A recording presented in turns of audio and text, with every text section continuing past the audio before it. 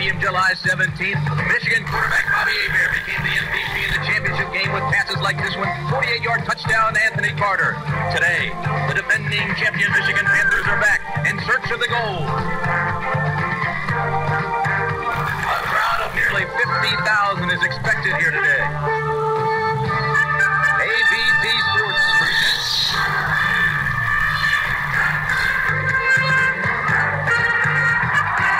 Live from Mile High Stadium in Denver, Colorado, it's the third week of the United States Football League. Today, it's the defending champion Michigan Panthers against Craig Morton's undefeated Denver Gold.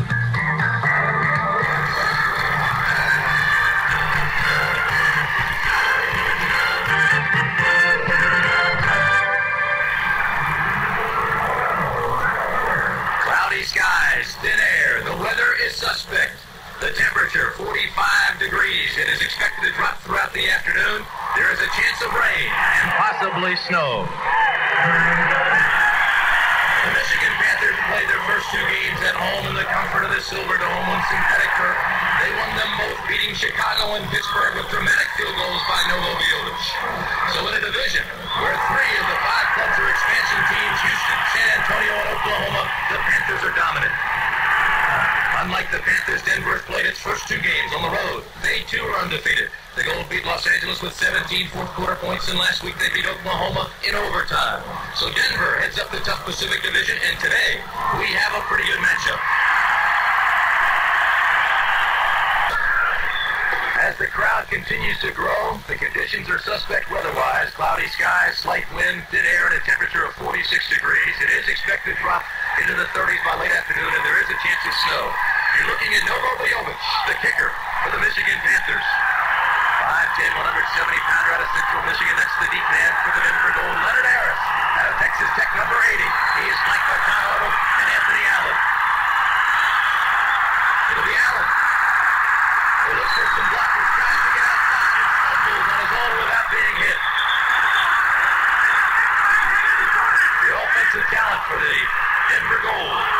The quarterback, as we mentioned, is Craig Penrose, and he has been ill all week. He was out of the hospital yesterday afternoon. He looked lethargic in warm-ups. Harry Sidney, Bo Matthews here, running backs to the wideouts, Leonard Harris and Elmer Bailey. The offensive line, Victor Hicks at your tight end, Matt Miller, Greg Fiesel, 285-pounder, Tom Davis, 260, George Yarno, 260, and Steve Rogers, 265. The defense for the Michigan Panthers, one of the more sophisticated defenses you'll see this year. They play a lot of man. As you can see him roll up on the outside receivers right now. Craig Penrose is the wide man. The quarterback number, Kevin Hughes and Leonard Harris, three wideouts. First play of the game, a pass. Elmer Bailey has it, not much there. He may have lost a yard. Kyle Borland was the man who came up and made the stop. Man-to-man coverage for Michigan right out of the blocks. The Michigan defense, one of the better ones. Up front line, Paget, Alan Hughes, and Larry Bethea. Three good ones. Kyle Borland, Robert Paywell, Ray Fantley, and John Corker are your active linebackers. The secondary, Oliver Davis, David Greenwood, John Ardode, and Clarence Chapman.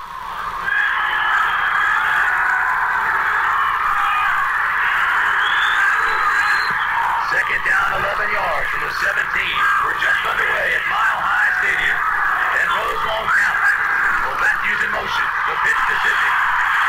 Here he comes around the right side. And he is really tagged by Jarn Arnaud. In Arnaud and David Greenwood, you have two of the best safeties in all of professional football. And it's very unique, Tim, because for the first time in the history of professional football, you have two safeties who can high jump better than 7 feet. In fact, both of them during their collegiate careers had high jumps of better than 7 feet 2 inches. That to me is remarkable. That means it's going to be very hard to throw deep passes down the middle. And those high jumpers are going against the little guys. 5'8" is Leonard Harris. Kevin Williams is only 5'9". It is 39 from the 19. Shotgun formation. Handoff inside to Calvin Murray. Got a hole out across the 25-yard line. Calvin Murray is close to a first down. Well, I think he's going to be short, Ken, by about a half a yard. Calvin Murray, of course, one of the premier runners in Ohio State history, was the leading rusher last year for the Arizona Wings. First down, Denver. They got it.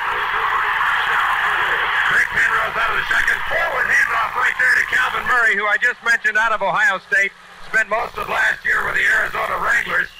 And it's that last second surge right there that gets him the yardage. I thought he had come up short, but you can see that he makes a move forward at the last moment there, pushes the ball forward, and picks up the valuable yardage and gets the goal, the first down. That, Cooper, is one of the advantages of having a head coach who's an experienced NFL quarterback or pro quarterback. This surprise change up on third and long. So it's first down from the 28, and again it's Harry Sidney. Good blocking on the right side. Bangs his way across the 32 to the 33-yard line. John Corker Is there to pull him down. This is the guy known as the sack man.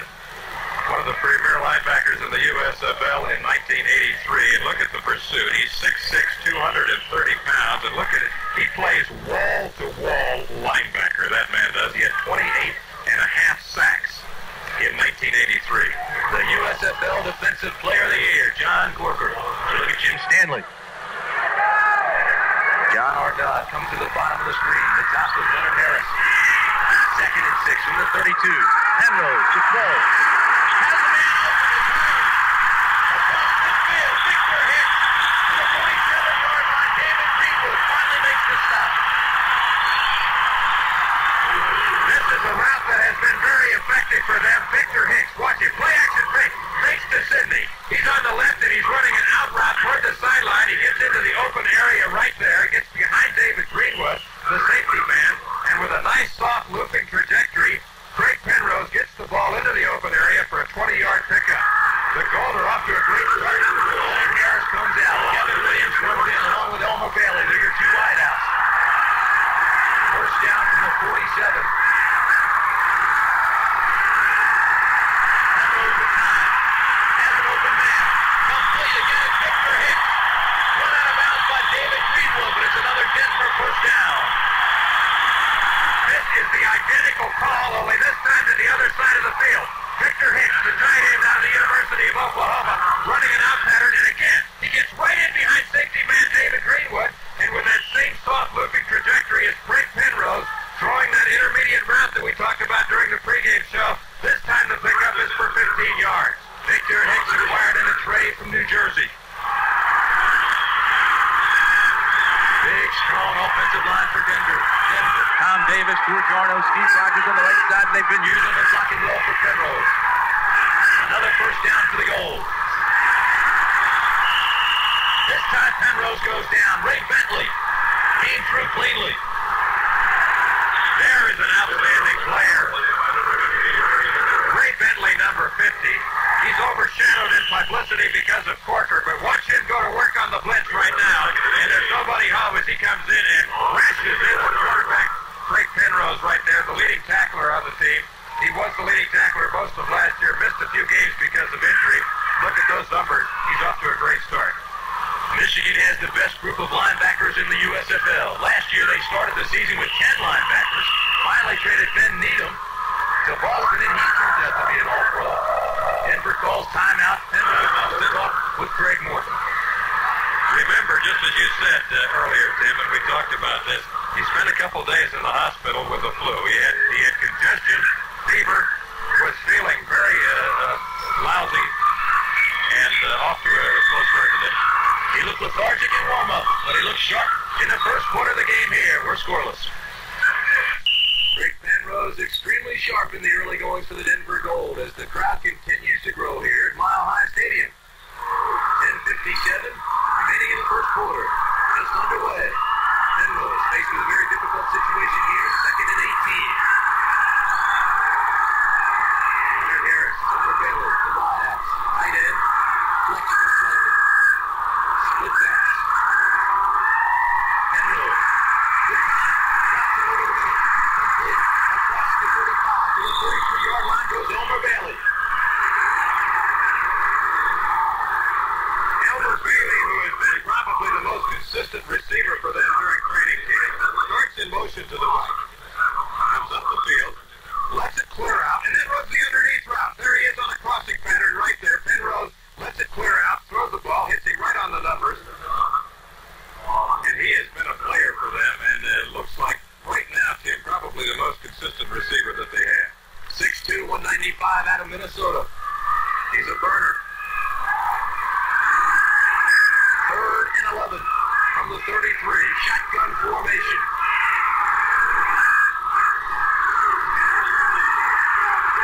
Going deep.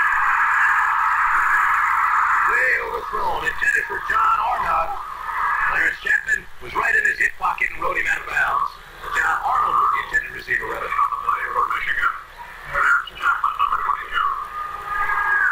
Well, the book on Penrose is that he's basically not a long ball thrower, but he moved that one out there about 55 yards. However, he was long and he was wide. Actually, the ball was thrown out of bounds. However, Penrose, despite his flu, is off to a good start today and moved the club well in the initial series. Penrose 4 for 5, 21 yards. This is Ryan Spielman. All to attempt the field goal. A 50-yarder. He is 3 for 4 this year. His longest 46 yards will be way short this time.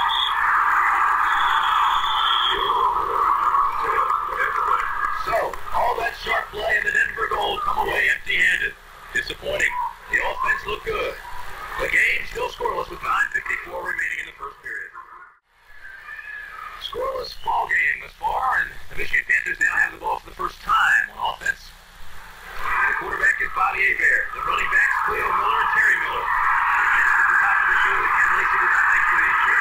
He's out of the shoulder. John Williams, the other starting back, Has a slightly sprained ankle. He will play, but he's not in the starting lineup. on the 33, long count by Hebert. His first play. To Derek Holloway, incomplete.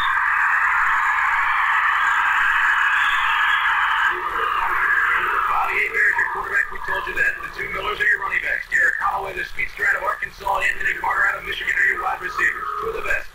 The offensive line, Mike Cobb, 255. Tony Osmond, 255. Ray Penny, 256 pounds.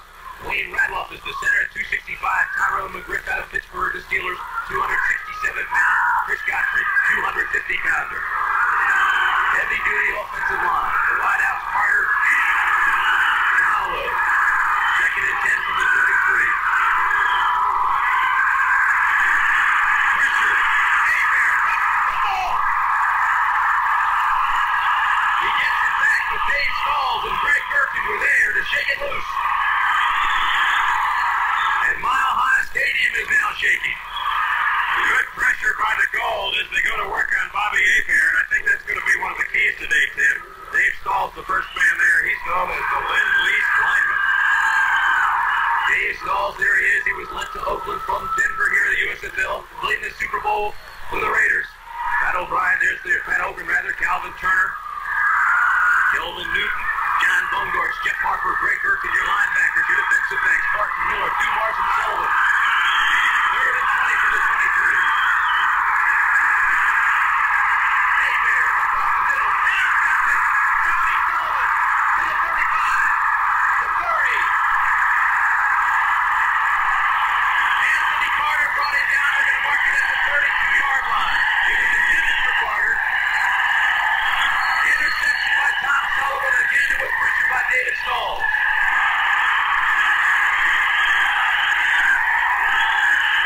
Bobby Hebert, straight drop back, and he's trying to throw down the middle to Anthony Carter. Look at the pressure by number 77, David Stalls. And here comes Tom Sullivan, number 32, the free safety. He's playing center field there. He's back in action now after missing 2 weeks because of a neck injury. Great career he had at UCLA. There it is right there. He's right there with perfect timing, stepping in front of Anthony Carter, making a move to the outside, breaks the tackle there, gives them opportunistic field position. From the 32, Denver was down here on his first possession. Came away empty-handed.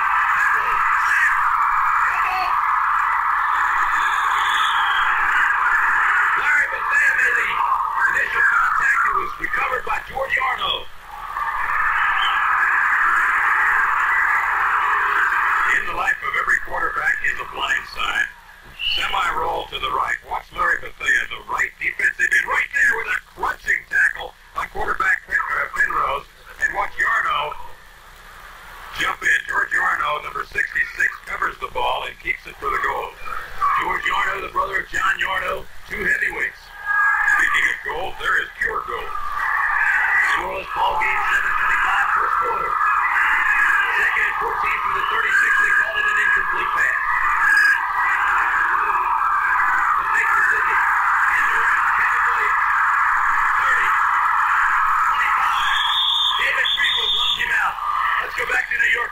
this USFL report, here's Jim Lapley.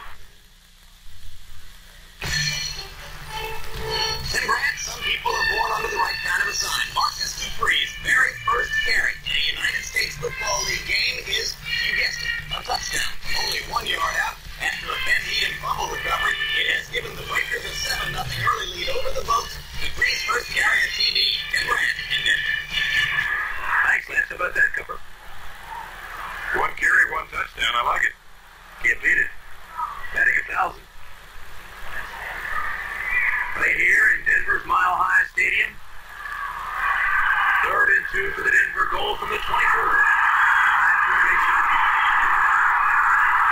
Harry Sidney, the dry back. Here's the whistle on the flag.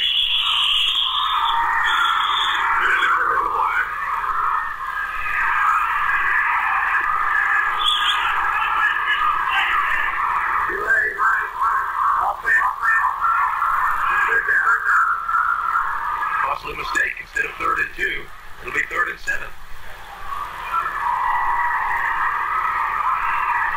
The officials for today's ball game: Dave Kaminsky, track and field coach. The umpire, John Pemberton. Roger McKean is your head lineman.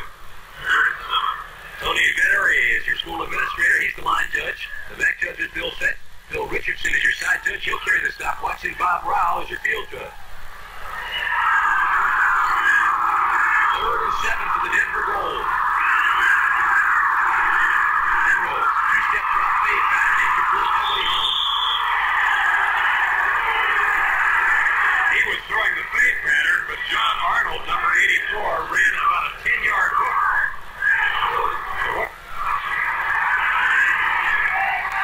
What we have here is failure to communicate. Could be the quarterback, could be the wide receiver. Usually you have to blame it on those wide receivers. Will they punt? Or will they try the field goal? Earlier, Ryan Spielman, just a 50-yard attempt. He's on now to try a 46-yard. As long as this year is a 46-yard. It's up. And it's no good. Right to the left. So again, the Denver goal down in scoring position, come away empty-handed. And that has to be frustrating for all the gold and the fans here at Mile High Stadium. Scoreless ball game, 6:57, first period. All right, so we're back, Cooper. All right, we got a good one. Close one. Bobby Hebert, the quarterback of the Michigan Panthers. First and 10 from the 29. Leo Miller, Terry Miller, the wideouts. Holloway and Carter play to the same side. Now Carter goes in. Leo. Banging this way out across the left side. 6-yard pickup for Cleo Miller. 9 years with the Cleveland Browns, an experienced veteran. Who almost acts as if he's a player coach with his ball club. 5th leading receiver, or rusher rather, in Cleveland Brown history. And they've had some good runners.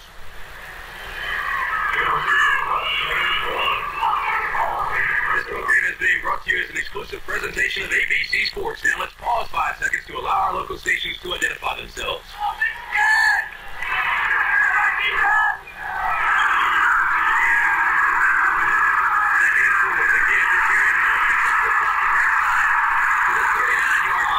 First down for Michigan. Jeff Harper makes the stop. Rick Penn goes now with Bob Bush on the sideline. Thank you, Tim. What happened on the last play? A confusion on the pass run. Well, it's a blitz route read, and what we're taught is if the quarterback's up on the wide receiver, he's going to go on a streak, which he was, and our receiver got mixed up. If he's off, he's just going to run a quick out. So just missed a little bit of miscommunication between myself and the receiver. You've been sick all week. How you feeling? Are you weak? Do you feel strong? Oh, I feel fairly weak, but, it's game day. I'm just trying to do the best I can. Back up here, Tim. Holloway goes to the top of the screen. Carter to the bottom. First and 10 from the 40 for Michigan. Hebert, pulling deep. Anthony Carter, overthrown. He was open. He had David Martin beaten by 2 steps.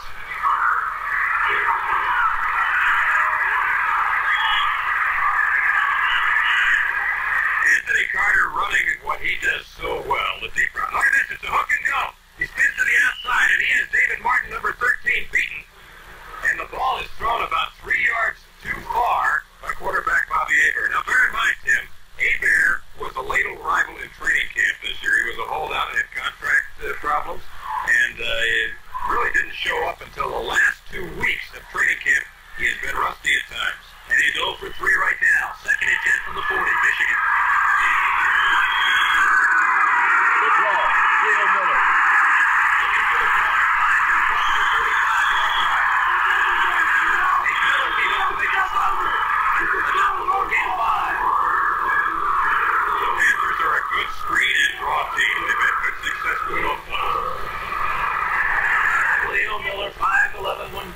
6'14 pounds, 10-year veteran out of Arkansas. Scored his only touchdown in 1983 in the playoff game against Oakland. The Denver Gold running a 3-4 defense. Miller, Tom Sullivan, David Dumas, and David Martin on your secondary. Three receivers, top of the screen, Holloway and Carter.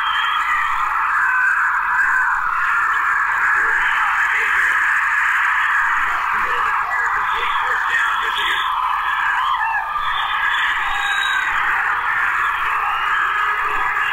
Coach Jim Stanley came out recently and said that he felt that Anthony Carter was the best player in all of football. Goes in motion, then circles back over the middle, and he's in an open area right there. And this time, Bobby Hebert is right on target. He throws the ball just in front of Carter, and he makes the leaping reception. I don't know if he's the best, but look where he is. It doesn't take long to call roll. Took him 7 games last year to make 13 receptions. He had 13 coming into this game. He's got 1 here this afternoon. First and 10 from the 43. 3:42 to the first quarter. A blitz. Hebert with time. To Holloway, incomplete. And covered down by David Martin. David Martin, 5'9", 180 pounder out of Villanova. Good coverage by number 13, left cornerback David Martin. Derek Holloway is on the right side, and he's running a sideline cut. Goes down about 12 to 14 yards, breaks it to the outside, and you see that Martin, number 13 right there, is in perfect position. However, again, that ball could have been thrown more to the outside and lower. He could have brought the receiver back to the ball on the sideline cut. Again, I think Hebert is a little rusty, Jim. He is 1 for 5, 1 interception. That really was the first time Hebert had time to throw all afternoon. Number 43. Second and 10. The Gold show blitz. Then they play games up front. Anthony Carter complete. The 30 to the 29-yard line. Tom Sullivan takes him down. But again, it looked like a hook pattern. This is reminiscent of what happened in the championship game right here last July. Threw a hook route to Anthony Carter, and that time he broke it. This time he's surrounded by 2 players in the secondary, namely number 32, Tom Sullivan out of UCLA. Missed 2 weeks with a neck injury. Apparently he shook his head the wrong way coming out of the shower, and because of that he was out 2 weeks. The key is Denver defensive line. It has to put pressure on Hebert. If he gets out, look out. It could be a long day for the secondary. Cover Carter, Holland, and tight end Mike Cobb. First down. Good time. Real long. Overthrown. Intended for Anthony Carter again. David Martin was the man out there, but AC had a step on him. Hebert ran it himself. He socks his hand. He knows that had he thrown that ball with a little bit more of a soft, looping trajectory, let AC run under it, that he might have had a touchdown. However, he doesn't worry about things like this too much. He's never been that much of a high percentage passer, and when he does get off to some bad starts, he doesn't let it worry him because he knows that he can come back and get the deep route. It's almost impossible to cover Carter one-on-one. That's what they try to do that time. The same is true of Holloway. Anthony Carter will run the ball at the first of the game. Hebert, second and 10, goes to the screen to Terry Miller. Inside the 30, the 25, the 23-yard line. He's brought down by Nate Miller and Jeff Harper and John Bumgarts. Pretty good play, though. Hebert set it up nicely. Waited to the last second cover. As I said a few moments ago, they're a good screen and draw team, and they set it up well because they have that deep threat. The deep threat is always there. And so because of that, the screen can be an effective alternative for them. Look at it. He takes out to his right. Now he looks back to his left. He lets it set up. That ball is thrown perfectly to Terry Miller, number 43, who had a remarkable college career, and McGriff is right out there leading the way for him. What a career he had at Oklahoma State. In fact, at one point, he was the career rushing leader in the Big Eight until his record was subsequently broken by Mike Rozier just this past season.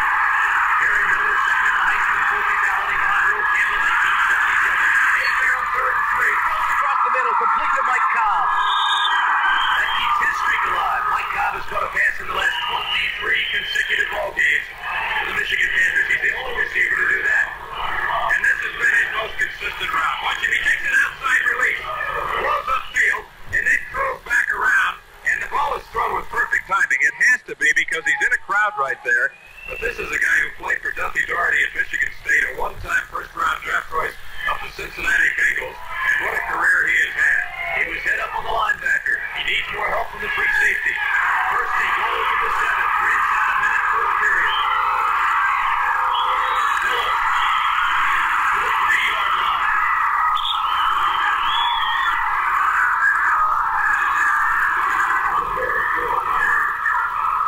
John Eccles comes into the ball game for Michigan. They go to 2 tight ends now.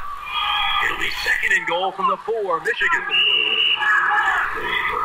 Stanley, as we said, was very influenced by Bear Bryant, who he played for at Texas A&M back in the 50s.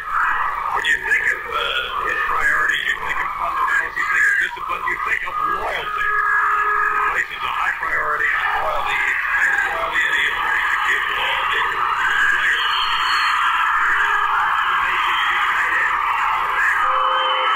Gary Miller.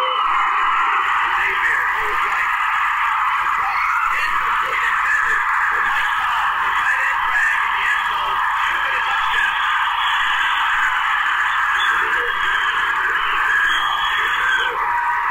Good execution here by Hebert. Look at Cobb. He blocks first. Now he's going to slide out as Hebert rolls to his right, and he sees Hebert moving to his right, and the ball is thrown perfectly. He should never drop this pass. Tom Sullivan is close by, but that certainly should have been a touchdown. And that's the kind of thing that coaches hate. Quarterbacks hate it, and Cobb hates it himself. He's going to hate to watch that on film.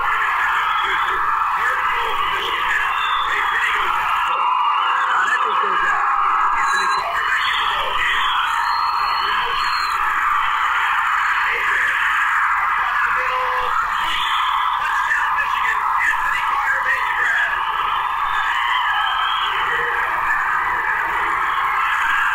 Good coverage by John Baumgart's. Good coverage by Nate Miller.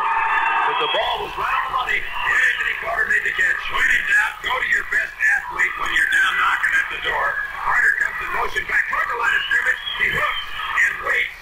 Nate Miller on the coverage. Baumgart's on the coverage. But the ball is thrown right in between him. And Hebert now ups his percentage. He's now 5 of 11 for 52 yards and 1 touchdown. AC continues his hot streak. The key there was not the catch, but holding on when he was really blistered by the linebackers in the end zone. Good point. Although the Evans and John Hughes are 25 for 5 this year, this is and it's good. The Michigan Panthers play first after the Denver ball threatened and came away twice, empty-handed. That's the last play of the first quarter in our score. The Michigan Panthers 7, the Denver Gold get the score.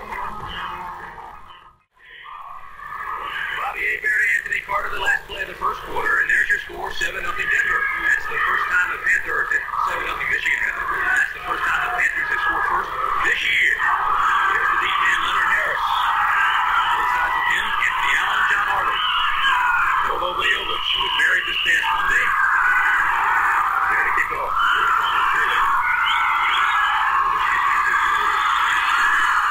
Anthony Allen, a yard deep in the end zone. Finds the run, takes it up the middle across the 20-inch field. And there is a flag. Back of the wheel. Made to stop. Pretty good return by Anthony Allen. We'll wait to see what the officials say the infraction is.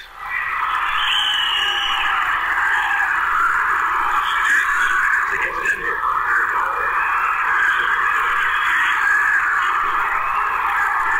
Do not confuse this Anthony Allen with the Anthony Allen who plays for the Los Angeles Express.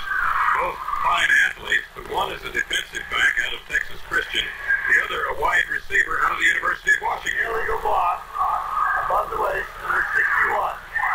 First down. Good point cover. And they call out Dave Kaminsky, the referee. So, with our score 7-0 in 14:51 second quarter, let's pause for this.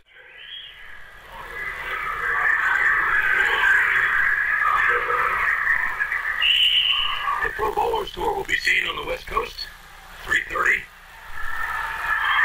And I saw a couple where Gary Skidmore will hold a perfect game. The goal back up on the 8, first down. Spins out, and maybe gets an extra yard on second effort before Robert Samuel takes it down. Number 59. Samuel 6'1", 225. Grambling led the team in tackles last year. It's Drake Morton. There's a game, please. He's concerned. He should have points on the board. Came away twice empty-handed. He looks very stern there, but he had a very loose approach. That's Big Pirelli right next to him, the offensive coordinator.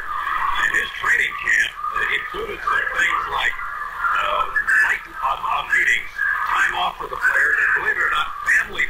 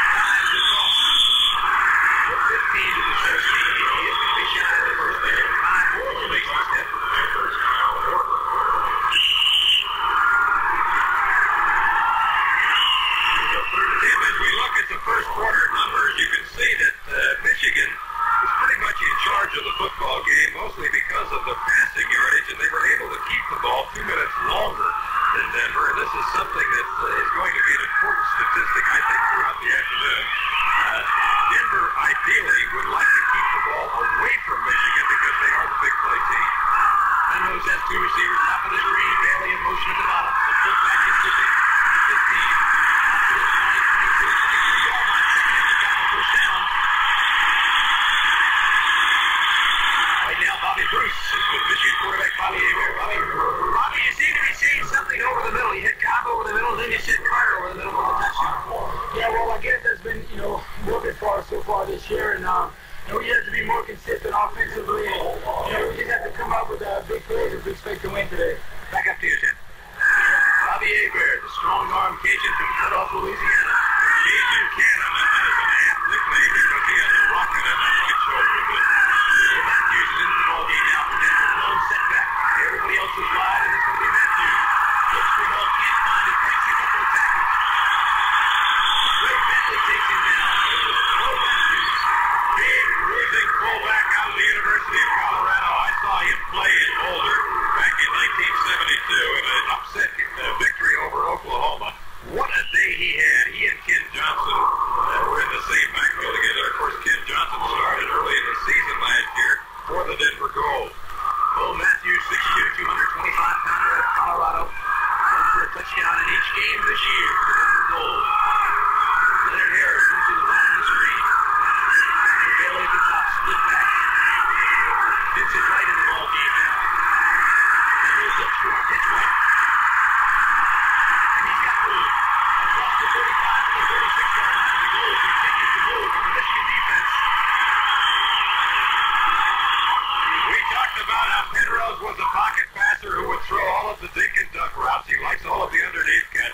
Straight drop back here, and he's pressured. Good pressure, but he finds Vincent White, number 44, out of Stanford. He's the man who replaced Darren Nelson. He followed Darren Nelson at Stanford, and he has quick feet, Tim. In fact, he had the best night ever for the Denver Gold. He had 159 yards rushing in a ball game last year against the Arizona Wranglers.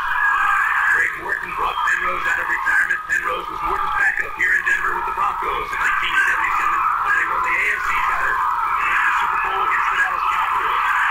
Pass is complete. Kevin Williams knocked out of bounds on the 47-yard line. Oliver Davis, the defensive back over there. Davis is 105-pounder out of Tennessee State. Play action. Move to the left by Penrose. He's going to look for Kevin Williams, number 86, along the left sideline. Kevin the Bug Williams out of USC, covered by Oliver Davis, number 21. He has world-class speed, 9'4", in the 100-yard dash. Also set an NCAA record for percentage of touchdown reception.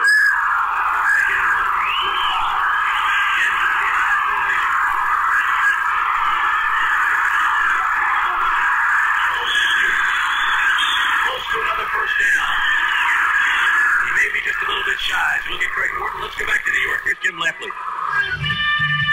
Well, Tim Brand, after Marcus Dupree scored on his first Professional carry to make it 7-0, and then Memphis answered to make it 7-7. Dupree came back again. This one from 2 yards out. The second touchdown of the early going of his USFL career in the second quarter. The Blazers have a 14-7 lead over the Showboats. Back to Tim Brand. Marcus Dupree, just 6 weeks ago, dropped out of Southern Mississippi. March 30 was signed to play with New Orleans, and he's playing well. Penrose to Bailey across midfield into Michigan territory. David Greenwood makes the stop.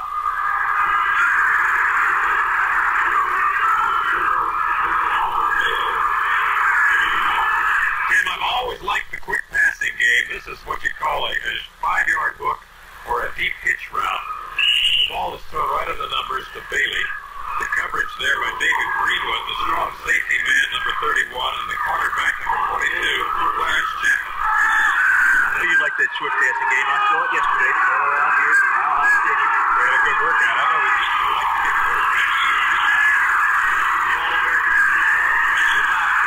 pressure down to the ground. The tackle, Penrose, Allen Hughes, and Ray Bentley.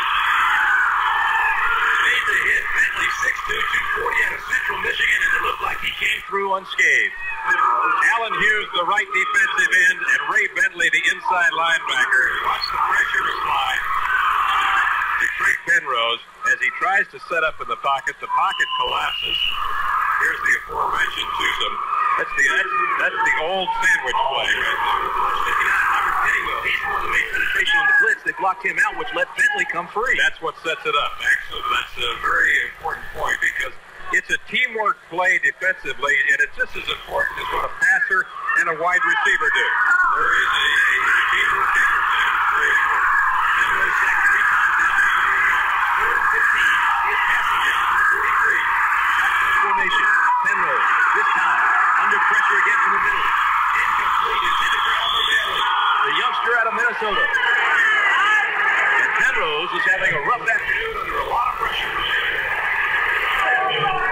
However, he's got some impressive numbers. He's 8 of 11 for 71 yards. Shotgun. Penrose stand-up passer right here. And he's going to look for Elmer Bailey on the underneath cut. Bailey was successful on this earlier. The ball's thrown a little short. The coverage effective there by Will Coakley, number 58. 4th and 15 to go after punting away. Steve York out of the University of Nevada, Las Vegas, to do the punting. Walter Cobb is going to let it go and roll. Into the end zone, touchback to the roll over one. That's an amazing effort. Amazing play right there. I've got to see that one again, Cutler. It looked like it broke the plane.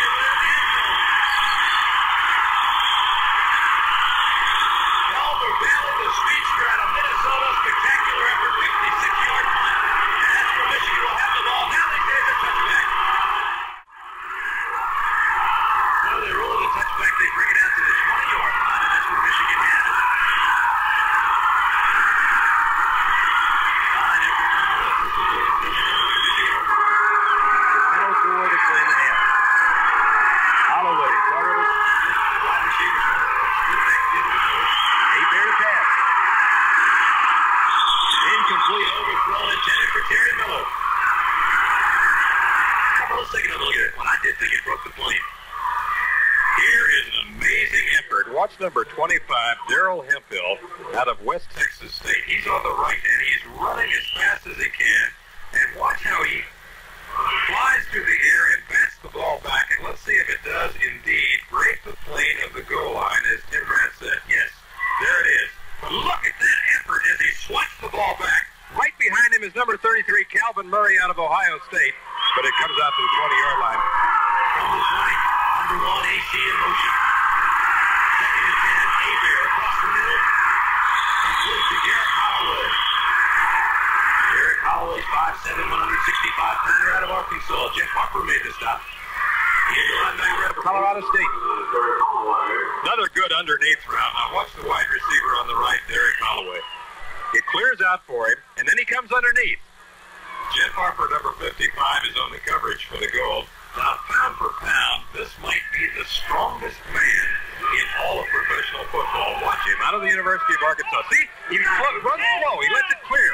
He lets it clear. He's underneath. He's watching, and look at the concentration because he's hit just as he catches the ball. Difference in size. for Holloway. Bench press is 365 pounds. Started, dropped it 580. 3rd and 5. Hebert to throw. Complete to Miller. 30, 32-yard line. He's hit hard there. Tim Moore, John Bumgart's Jeff Harper all out there in the flats to help bring him down. He's close to a first down. It is a first down for the Panthers.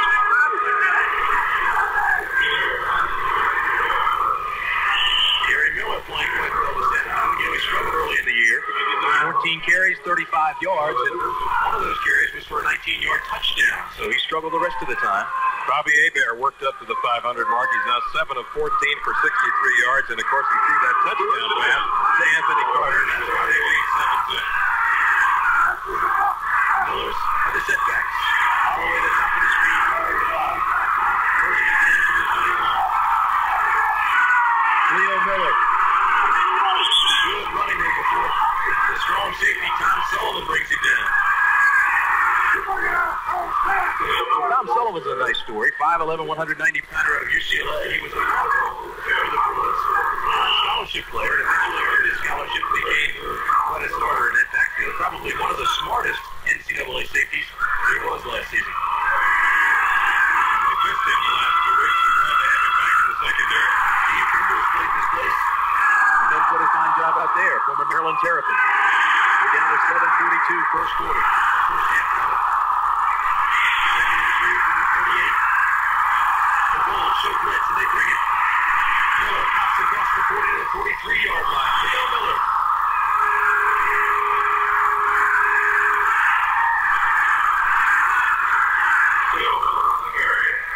They showed blitz, but they handled the blitz, and they went right into it, and they picked up good yardage on the left side. Of course, there's a fellow over there named Tyrone McGriff. You don't mind running behind. Big, strong Tyrone McGriff, 265 pounds. Acquired from the Pittsburgh Steelers. Part of the best offensive line that money could buy In 1983. Of course, notably missing this year is Tom Woodruff. wore number 63 last year. He's out for the season with a knee injury. Leo Miller, Terry Miller, your backs. Leo Miller for the call at Arkansas on rushing this past season.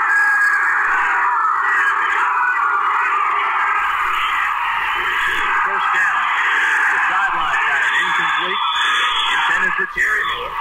Good coverage up there by Greg Griffin, the linebacker. Excellent coverage on Miller as he ran a flat pattern. The protection was there, but there was nobody to show you who was open. The Cajun Cannon, what a story he was in 1983. He improved progressively throughout the season. This is a guy who was not even a quarterback until his senior year of high school. He played tight end and defensive back in high school. Quarterback his senior year, improved all through college. Went on to be quarterback of the year in the USFL in 1983. At Northwestern State, he played with three other fullbacks. Mark Cooper, the Dolphins, Victor Anderson, the Colts, and Lake Joe Delaney of the Chiefs. Complete to Cobb across midfield into Denver territory. Mike Cobb out of Michigan State. He's a big target, 6'5", 255-pounder.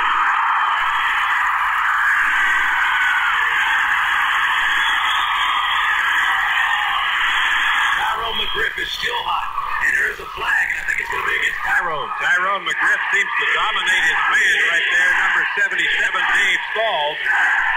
Drives him down. Now watch what happens. Stalls comes up, gets him an elbow. And here's one back in your face. Two NFL veterans right there, and those two are loads. This doesn't surprise me. The fur's going to fly today before this one's over. Tyrone McGriff showed his experience there, though, before he came back from another lick. He went to get his own. Good idea. These are two teams that are very physical. They are not intimidated by one another. The Denver Gold had a reputation as being one of the most physical teams in the league last year. The declaration by Dave Kaminsky, the referee.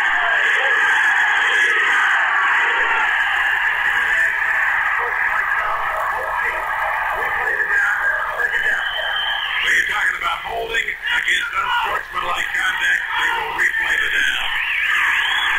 So it'll be 2nd and 10 from the 42. It's going to get lively here today. I just have a feeling. Tremendous crowd at Mile High Stadium, the biggest one thus far for the Michigan Panthers. The whole stadium's rocking. Carter, Holloway, the wideouts, and ain't here to throw. Looks for Holloway, and it's complete.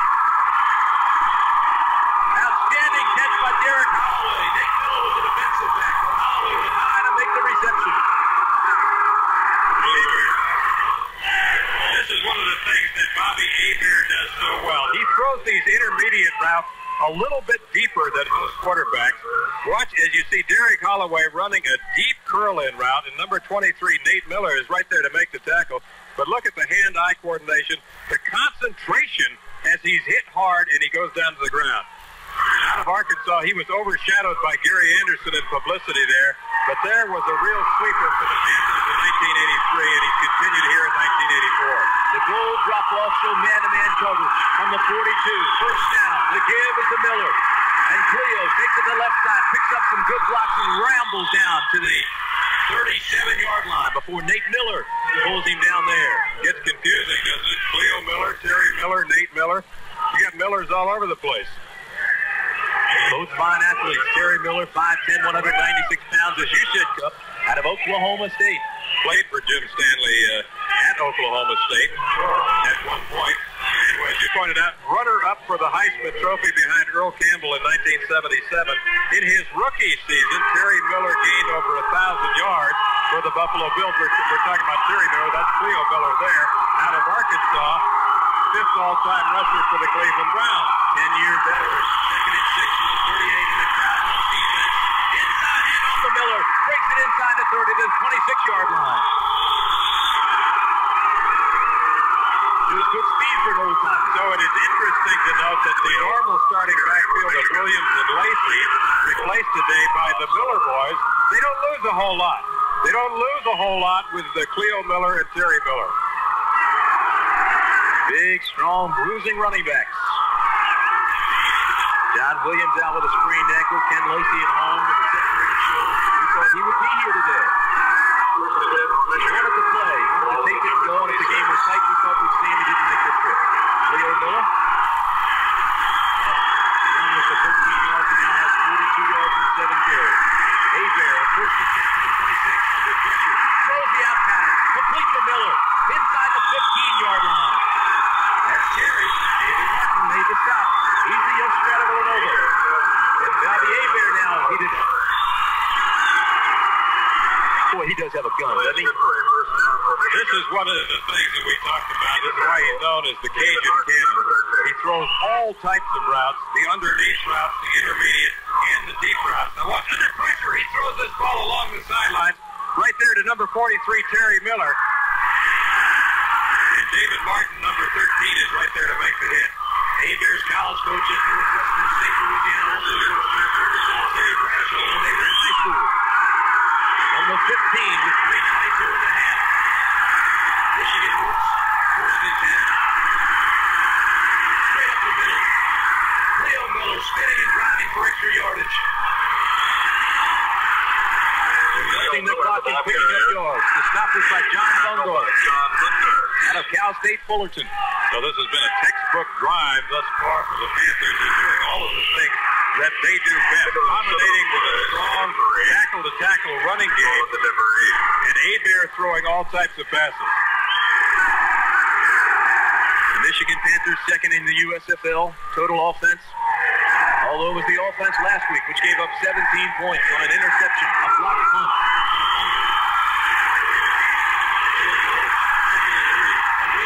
They could go deep, split back. Instead, they give it to Cleo Miller, who looks for a block and can't find it. Good penetration out on the corner by Greg Gherkin, the linebacker, and Tom Sullivan came up to fill. Making the stop for Denver. Here is a good look at a guard pulling. Watch Ray Penny, number 74, out of the University of Washington, pulling from right to left. Gets the block on number 53, Gherkin. But Gherkin does a good job of losing the block there, regaining his balance, and ultimately making the tackle. You know, last year when the season began, the Panthers were 1-4, including a loss to the lowly Washington Federals at the time. But they went out and they bought some talent, namely Tom Dornbrook, Ray Penny, and Tyrone McGriffin. It made all the difference in the world. They won 13 of their last 15 games, and they're threatening here again against the Denver Gold. This is a critical drive for the Michigan Panthers. Leading 7-0, they're threatening again.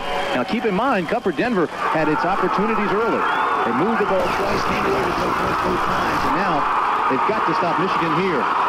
This is an important point in the football game for the Denver Gold. The crowd here yelling, defense, defense.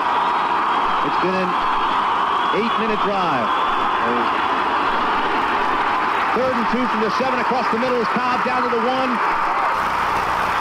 That's Don Eccles replacing Mike Cobb, and he's down to the 1-yard line. Hebert's pass is complete to Don Eccles for Panthers. Tight end Don Eccles lining up on the left. Now, inside release, he's going on a crossing route. He's the underneath man. Hebert throws the ball with nice touch. And number 21, David Dumars, one of the outstanding athletes in the secondary for the Gold, makes the tackle and pushes him back. You know what they did, Cupper? They came in with 2 tight ends, and Don Eccles, the Oklahoma State product, who played for Jim Stanley there, came in and ran that little drag pattern. Good play, had me confused. 1st and goal from the 2. Again, everybody in tight, power formation. Hold line defense by the Gold. Miller close. No signal yet. Terry Miller, the ball carrier. Bring up second and goal. Runs off tackle right in behind Ray Finney and Tony Osmond, number 74 and 75. Good power play off that right side. I thought momentarily that he was in there. There's the beef. Ray Finney, 256. Tony Osmond, 255. Ball inside the 1-yard line. It's a big offensive line. It goes 250, 267, 265, 256, and 255. Second and goal. The nose of the ball, almost touching the goal line. Quarterback sneak by Hebert. Still no signal. Good penetration on defense by Pat Ogren. No, sir. By the quarterback, Bobby Hebert. That brings the crowd to its feet.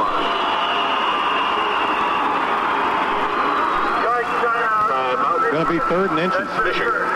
And the Michigan Panthers want timeout to talk this one over. So the Denver Gold have raised their back. Strong defense at the goal line. The score remains the same, 7-0. The Panthers have gone 80 yards in 15 plays. It's 3rd and inches with 25 seconds in the half. The crowd wants defense. So does Craig Morton. The give, Miller, touchdown, Panthers. What a drive that was, taking up over 10 minutes. The first drive took up 6 minutes and 57 seconds. So what Michigan has done is exactly what they like to do. They have controlled the football and have really been in charge of the clock. Watch the blocking on the left side. Tyrone McGriff, Chris Godfrey. Here comes Terry Miller on the power play.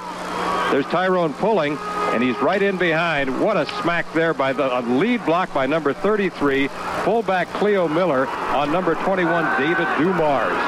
Number 3, Novo Bojovic to attempt the extra point. Bad snap. He still gets it up, and it's good. The extra point is good. Trouble with the snap. But Novo Bojovic is now 2 for 2 on the extra points, and the Michigan Panthers have taken a 14-0 lead with 22 seconds remaining in the half. Leonard Harris is the deep man for the Denver Gold. He is flanked by John Arnold and Anthony Allen. That's Leonard Harris, 5'8", 185-pound speedster out of Texas Tech. Novo Bojovic will kick it away, number 3. He's from Titograd, Yugoslavia, and went to school at Central Michigan here in the United States. Notice what's on his left hand there. A glove filled with garlic. I want to know why. Short kick. Allen, 25-30, picks up a block across the 20, rather, and to the 22-yard line. Well, it's to keep the vampires away. I mean, anybody would know that. The garlic keeps the vampires out of the stadium. I'll guarantee you, he's not very popular in the locker room. 14-0. 16 seconds remaining in the first half. So now it's up to Craig Penrose and the Denver Gold to try to get something on the board here in a hurry, but they don't have much time to do it. So they split everybody out wide. To the bottom of your screen is Leonard Harris. Andrew Bailey goes to the top. And now in motion. From the 23, Penrose goes underneath to Bo Matthews. Matthews can't get out of bounds to stop the clock. Would be a yard shy of a first down. And that could be the first. It is. It's a timeout by the Michigan Panthers. Why would the Michigan Panthers take a timeout? I think the official must be making a mistake. That has to be gold. Has to be. Michigan, very impressive after faltering in their first possession. The second possession, they went for a touchdown and used up 6 minutes and 57 seconds on the clock. On that last drive, they used up 9 minutes and 42 seconds. So they have been in control of the ball and in control of the ball game. A couple of them on the field right now. Active linebackers for the Michigan Panthers. Last play of the half, Craig Penrose, shotgun formation.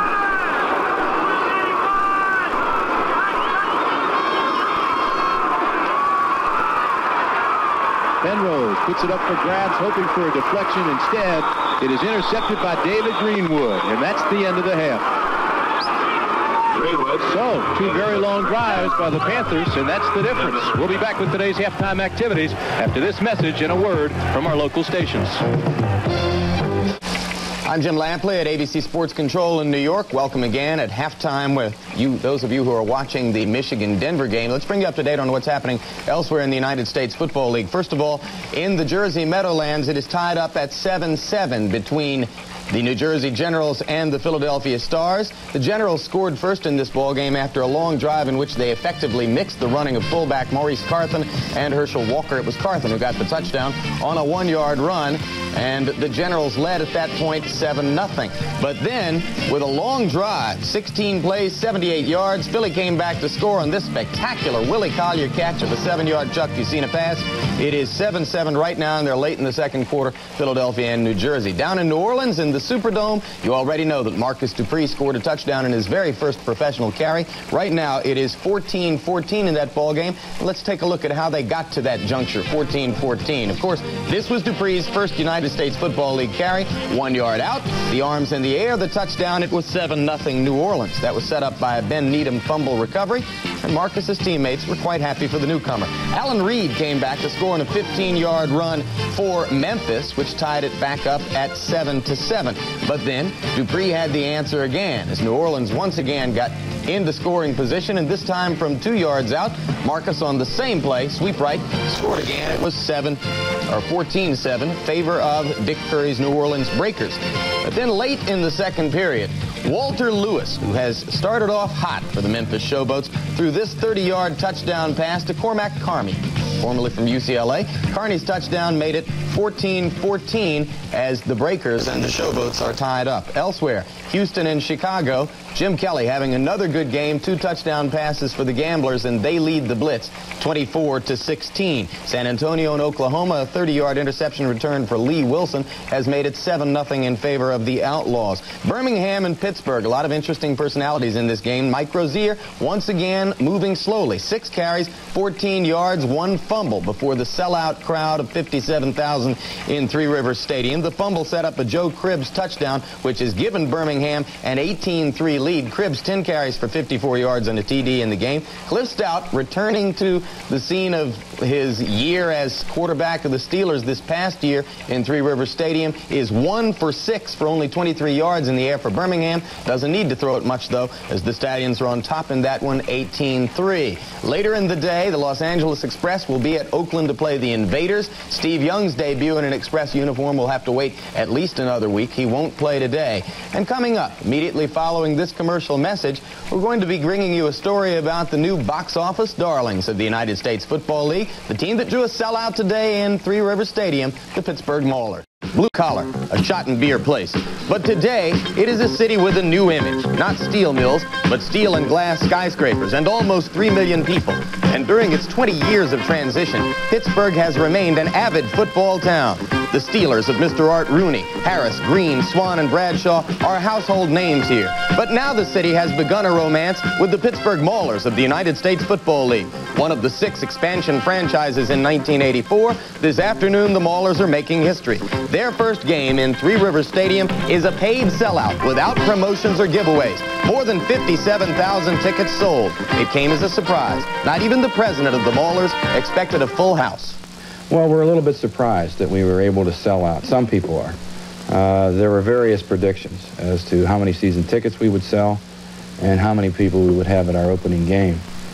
But we were able to, early on with our marketing surveys, identify a demographic of people who have been precluded from season tickets in this market, obviously because of the Steelers. The Steelers began to sell out in 1973, and if you wanted to see them live, you couldn't do that. The Maulers were not an immediate box office attraction. The stadium lease wasn't approved until late November, and by early January, only 6,000 season tickets had been sold. But things changed dramatically when owner Edward DeBartolo signed Heisman Trophy winner Mike Rozier to a multi-million-dollar contract. Rozier gave the Maulers instant acceptance, instant credibility. Suddenly, there were long lines at the ticket window, 5,000 season tickets sold in a week.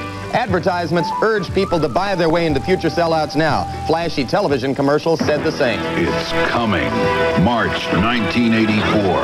USFL action comes to Pittsburgh. The Maulers' historic first season at Three Rivers. Call 642-2067 and be a part of Pittsburgh sports history. Today's sellout in Pittsburgh and the Maulers' sale of nearly 20,000 season tickets is quite an accomplishment for an expansion franchise. Right now, the Maulers are a curiosity. But if any town is willing to support a team built around one big-name player and a coach whose name is Joe Pendry, it may just be Pittsburgh. The question is the same in every USFL city. It may be easiest to answer here. Will Pittsburgh support the Maulers? We have to do a lot of positive things. I mean, we have to create pleasant experiences at Three Rivers for the people who come to see our games. A love affair doesn't happen instantaneously. I think the fans are going to wait and see. The credibility to this franchise has been established, and certainly Ed DeBartolo had an awful lot to do with that. Now the team has to perform. We have a sellout Sunday. We are encouraged with the volume of our season ticket sales. And with the picking up of the economy, we think it will last. But certainly we have to be respectable, and we have to play the hard-nosed, tough type of professional football that the football fans in Pittsburgh are used to. You look at the halftime stats. Remember how we talked about the time of possession numbers? Look now, 18-12, and in total yards now, 141-99. But something that's not shown there that is extremely important in terms of third down efficiency, Michigan is 6 of 7 in third down conversions. Denver is only 2 of 5. That's why they've been able to hold on to the football. That's why they've been in charge here in the first half. I understand that Jim Stanley had quite a week of practice. He was very upset last week when the offense gave up 17 points in that ball game, and also the special teams had 2 punts blocked in the first 2 games, and they had none blocked last year, so he actually went after them pretty hard this week. Very tough week of practice, and evidently they are responding. They practiced, of course, inside. The weather has been very bad in Michigan. They practiced inside the Silver Dome. They are playing outside now on natural turf. That's the kicker for the Denver Gold, Brian Spielman. He's out of Capital College, 5'11", 185 pounds. The deep men that will receive for the Michigan Panthers. On the right is Walter Boughton, number 24 out of Jacksonville State. Bobby Futrell, a speedster out of Elizabeth City. Elizabeth City, isn't that where Johnny Walton coached? Absolutely, and played. Quarterback of the New Orleans Breakers. Threw for nearly 4,000 yards last year when he was with the Boston Breakers, and was sacked only 8 times, a league low. Not a high kick, but it is a long one, and Boughton takes it 3-4 yards deep in the end zone and very wisely elects not to run it out. So the Michigan Panthers will have it first. Let me set that offensive lineup for you. The quarterback is still Bobby Hebert. The running backs Cleo Miller and Terry Miller. The tight end is Mike Cobb. He'll be number 89 rather. Caught a pass in 23 consecutive ball games. The offensive line, Tony Osmond, Ray Penny, Wayne Radloff, Tyrone McGriff, Chris Godfrey in the wideouts, Derek Holloway and Anthony Carter. How you doing today? First and 10, Michigan from the 20. Holloway and Carter, the bottom of your screen. Twins to the right side. Now Carter goes in motion. Miller across the 30 to the 35-yard line, or the 25-yard line, rather. Trying to give them 10 yards. Picking up right where they left off in the second quarter. Hoping to dominate with a good tackle-to-tackle running game and eat up the clock. They've got a nice lead now. They would like, ideally, Tim, to freeze the football. And I think this is going to be an important defensive sequence right now for the Gold, because certainly the momentum in the second quarter turned in favor of Michigan. That Gold defense, Dave Stolz, Pat Ogren, Calvin Turner, the 3 men up front. Greg Durkin, Jeff Harper, John Bogarts, and Kelvin Newton are the linebackers. This is Cleo Miller. Cleo Miller gets a block and turns it loose up to the 35-yard line. David Dumars and Kelvin Newton make the stop there. The defensive secondary, a good one for Denver. David Martin, David Dumars, Tom Sullivan, and Nate Miller. David Martin, David Dumars, both all-pro last year in their first USFL season. Cleo Miller really running that left side that time with a lot of intensity, a lot of up and down moves. He had the wiggle. He's here to play. 11 yards on that one. 10 now. 10 carries now for 60 yards on the day for Cleo Miller out of the University of Arkansas. Spent a lot of seasons with the Cleveland Browns. He only had 2 carries coming into this ball game for 9 yards and 1 touchdown. First and 10 from the 36. Hebert going long, looking for Holloway. Incomplete. The Denver fans look for a flag, but there is none. Nate Miller, number 23, was the defensive back out there. He wants offensive pass interference called. That's the kind of play where you almost always see a flag.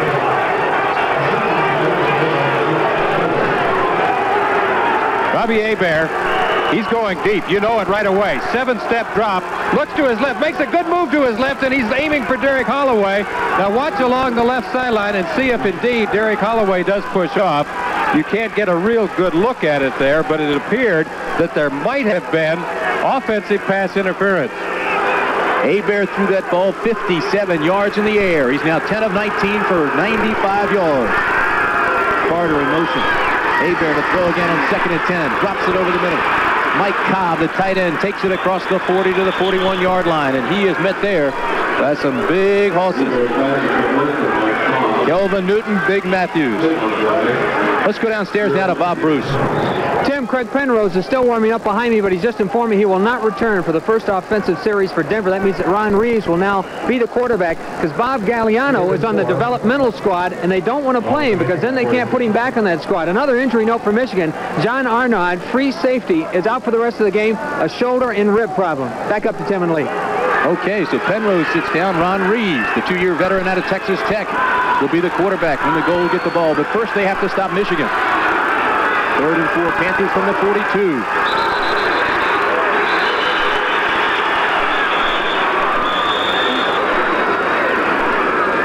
What's the penalty, Cup? Delay of the game, I bet. If that's the case, the clocks are wrong. Well, the false start in the 70, the offense. Shows how much I know. Well, they had 3 seconds on the 30-second clock, but it was Chris Gottfried who moved a little bit. Chris Gottfried, the left tackle, 6'4", 250-pounder out of Michigan. Tim, I think we should restate for some of the folks that might be joining us late that Craig Penrose spent some time in the hospital earlier this week. He's had the flu, had congestion, fever, feeling generally run down, and he looked lethargic, I felt, in warm-ups, but he had a fairly good first half statistically. However, he admitted earlier that he was weak. 6 defensive backs for the goal. McLean in motion. This is 3rd and 9. Hebert with pressure. The blitz is on. And Hebert goes down. Darrell Hemphill makes the sack. They used 6 defensive backs. They brought Hemphill, number 25, through clearly. West Texas State, 6'1", 195-pounder, and he was untouched. Oh, this is something I remember well. Now watch Hemphill, number 25.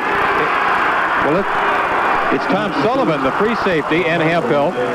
We got both safeties coming that time. It's a double safety blitz. That's a gutsy call, especially against a passing team like Michigan. It looks like the block is on. Everybody loads up front for the goal. David Greenwood to punt it away. He's got a 41-yard average, hangs this one high and low near the sideline. David Martin picks up 4 on the return, and he's knocked out of bounds there. So the Denver goal will have the ball when we come back, and the new quarterback is Ron Reeves.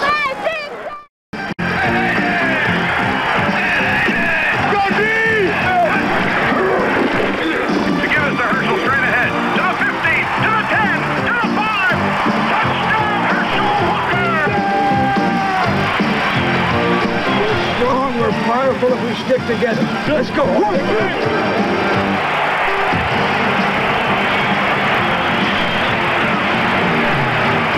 This message was furnished by the United States Football League.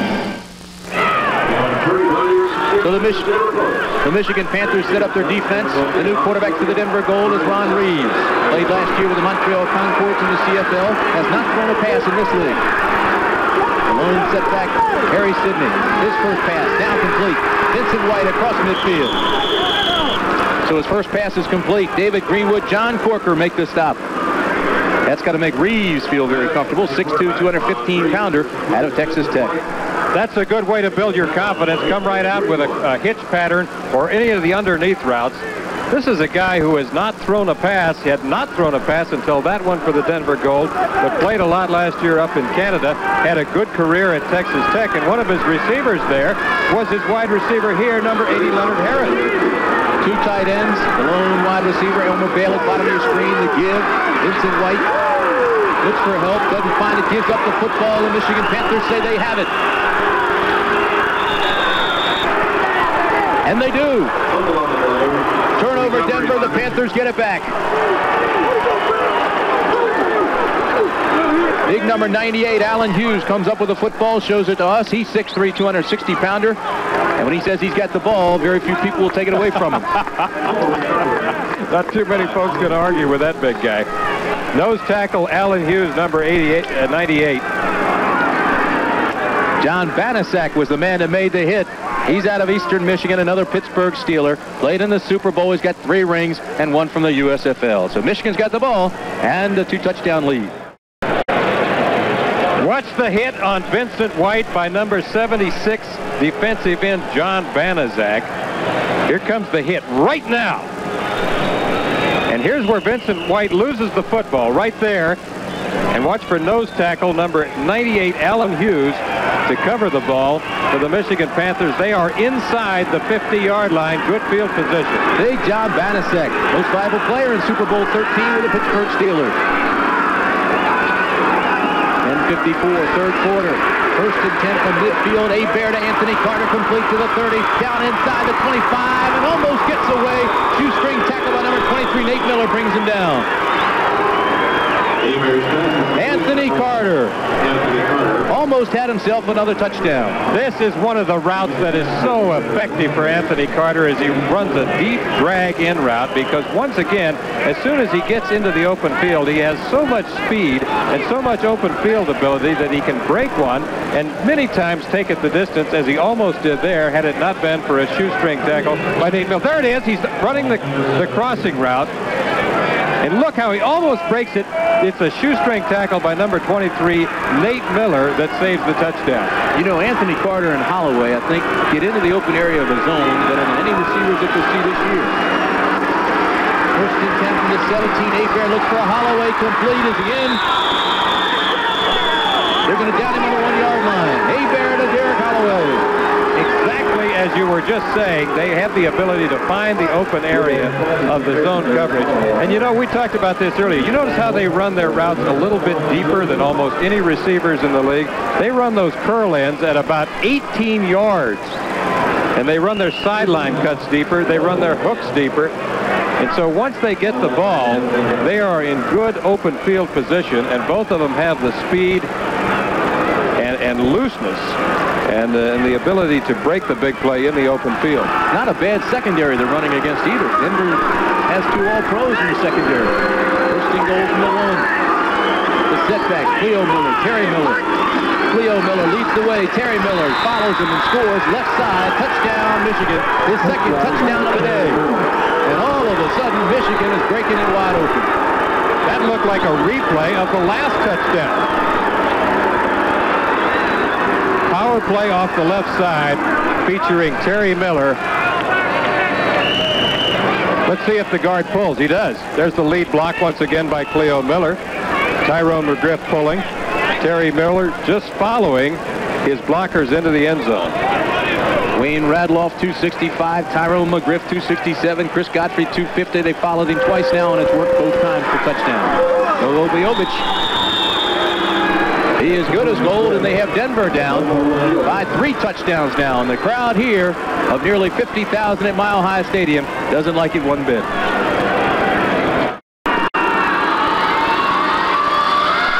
High kick taken on the 2. John Arnold looking for the funnel. Finds it across the 20 to the 25. Tries to get outside. Takes it up to the 30-yard line before he's finally knocked out of bounds.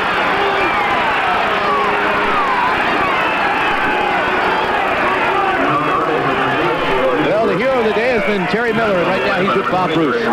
Thanks, Tim. 1 touchdown last week, 2 touchdowns today in front of your hometown, Colorado Springs. You got a lot of friends here today. Oh, definitely. And quite a few people that I'm familiar with from when I was in high school and even in college. And some of the Gold players when I was with them last year. But it's just a great feeling to be ahead at this point. Tell me about the touchdown and the block. Well, what happened is the offensive line just blew them off the ball, and there's really nothing for me to do but get it across the line. Back upstairs to Tim and Lee.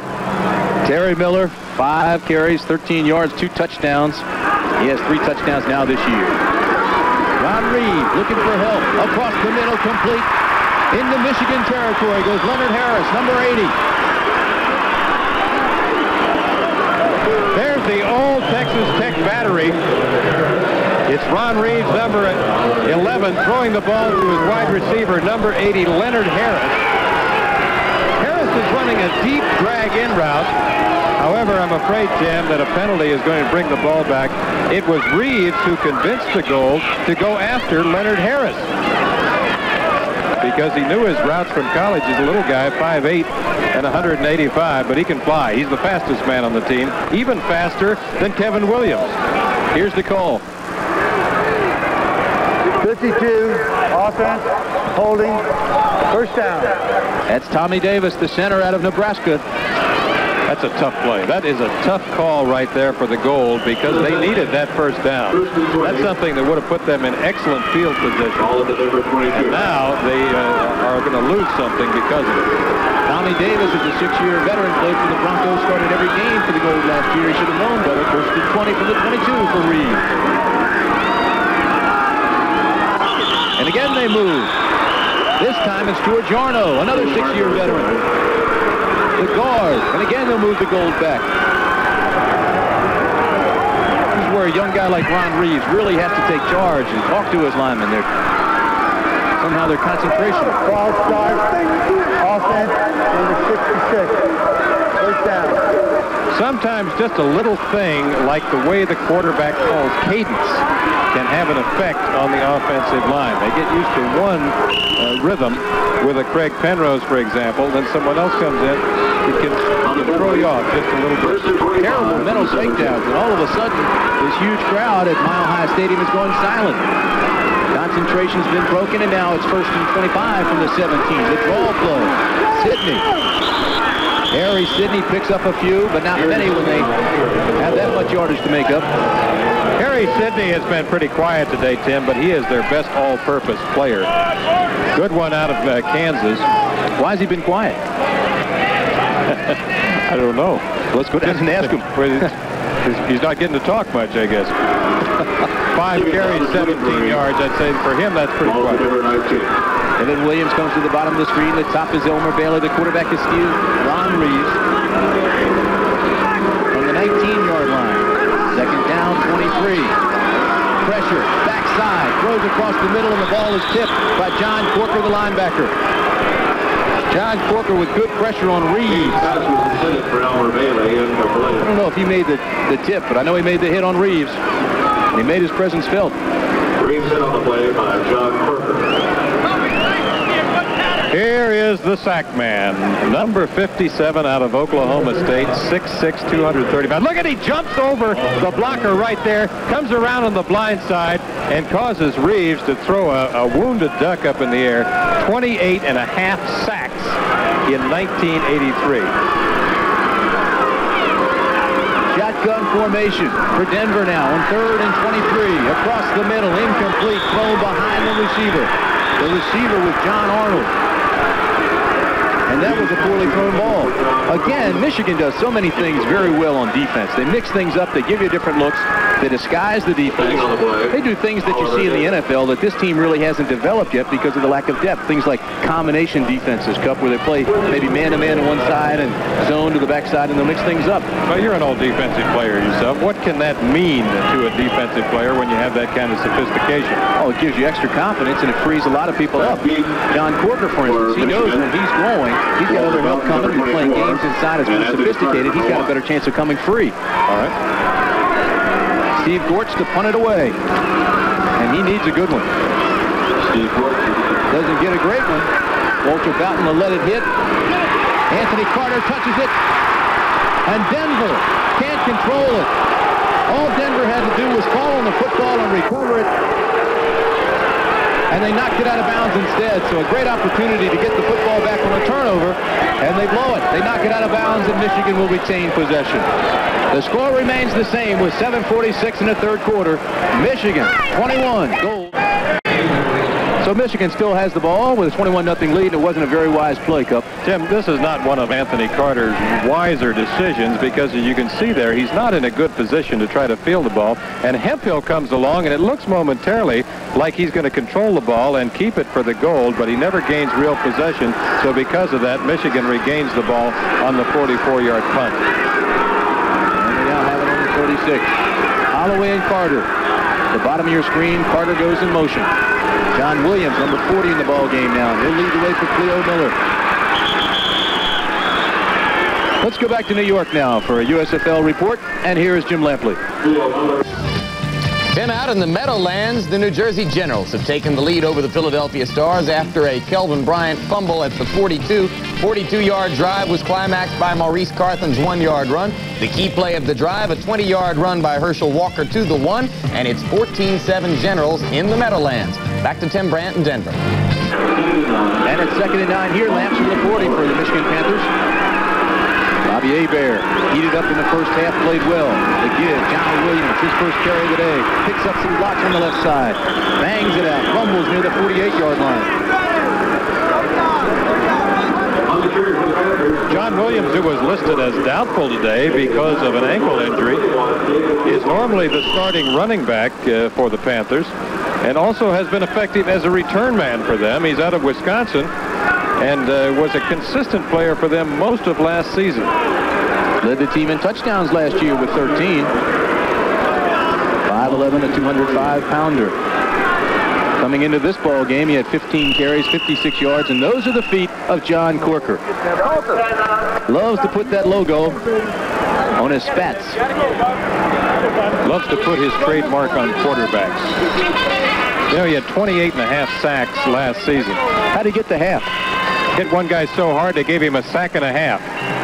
A sack and a half. 28 sacks in one baggie. Score remains the same. 6:29, third quarter. Tim Brandt and Lee Grosscup from Mile High Stadium in Cupper. As you look at the time remaining in the third quarter, how much pressure is on the Gold now? Oh, a lot of pressure is on them. They've got to get the ball. They're in a catch-up posture right now, and so you got to figure that their game plan has changed from where they were back in the first quarter. They've got to get the ball back and go right to work. They were outspoken, almost cocky in the newspaper today. 3rd and 1 from the 48. Close to the first down goes Cleo Miller. You know, they were challenging Michigan, as you read the newspapers and the comments that were being made and talking to the players before the game. I think a little bit of that was false bravado because they knew that they were going up against the defending champion. And I think they wanted to get themselves into a real worked-up state. But Michigan has taken over, and they've done the things that they like to do. They've moved the ball with the ball control running, and Hebert has thrown some good pass routes today. You saw the graphic. 8 straight wins for the Michigan Panthers. They won 13 of the last 15 games last year on the way to the title. Cleo Miller. Ray Penny gives him a good block from the left corner.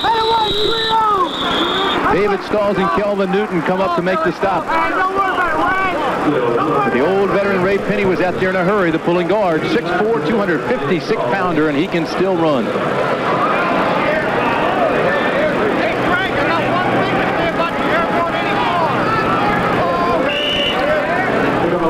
Well, you talked about this earlier, Tim, but I think it bears restating that the team was 1-4 early in the season. They went out and acquired 3 key offensive linemen, and that's when things really begin to turn around for them. Penny's a veteran, too. Played in 2 Super Bowls. Missed the 79 season after an appendectomy.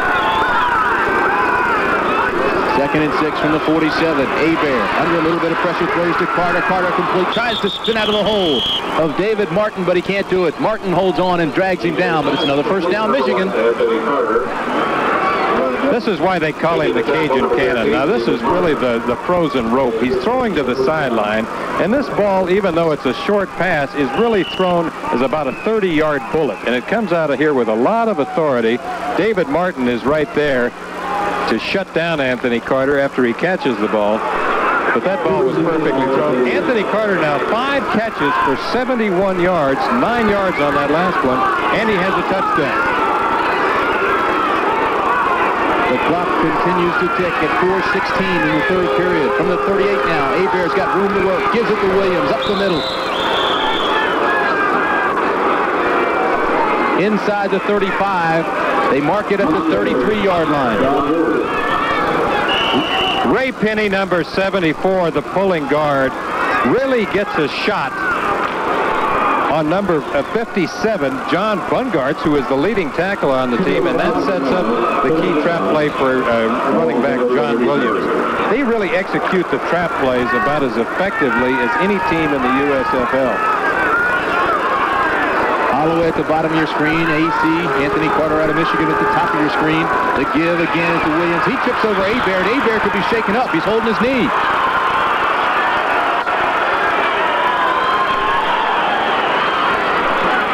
Obviously a broken play.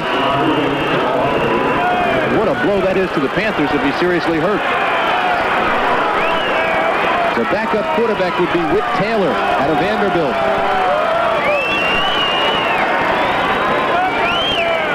Had to be a broken play, Lee.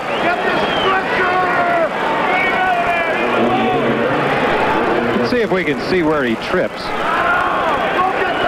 I think he had a collision with his running back, and I think they locked knees. I think John Williams and Hebert hit each other's knees as he was handing off the ball.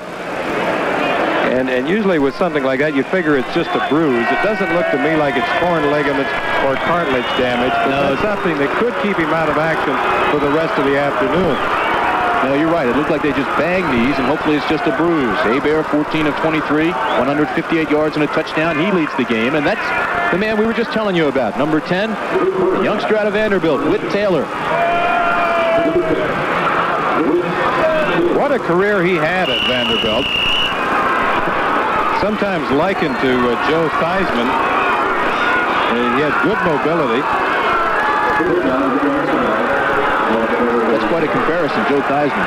Mobile, strong-arm quarterback of the Washington Redskins. 3rd and 8 from the 36 will be Taylor's first call. He's going to put it up, his first play. Across the middle, he's got a complete first down, Michigan. That's Mike Cobb. Mike Cobb, one of the leading receivers for Michigan, led the team in receptions last year with 61. And he has a reception in every game for the last 23. Quite a consistent performer. The drag across the middle. Interesting how all the new quarterbacks we've seen lately always seem to complete their first pass. Whit Taylor, straight drop back here. Mike Cobb on a crossing route. One thing about Whit Taylor, he has a lot of confidence. He throws the ball with a lot of authority. He's not afraid to go right to work. Cobb now 3 catches for 33 yards. Talented youngster, came in last year, replaced Hebert against Arizona and went 5 for 8 for 198 yards. Inside handoff, picks him up a few. That's Cleo Miller again. Early in the season against the Oakland Invaders, the same thing happened. Actually, Hebert was wild, and they put Whit Taylor in to settle things down. Then Hebert came back later, and he was hot. Cleo Miller getting up slowly. Cleo Miller, no youngster, 10-year veteran. He will leave the ball game, and in will come Lenny Patrick, the rookie out of Alabama.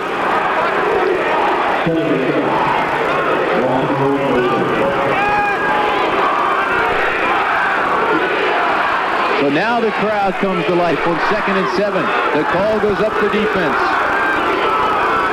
Denver shows zone. Patrick will carry it. And he gets up close to a first down. John Bungartz makes the stop.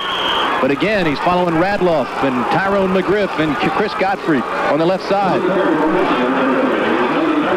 Let's find out about Bobby Hebert and the extent of that injury. Here's Bob Bruce.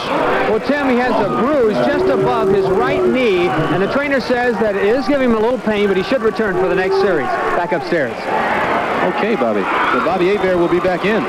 Well, that's good news, and just as we said, we predicted that it was a bruise based on the collision with his running back, John Williams.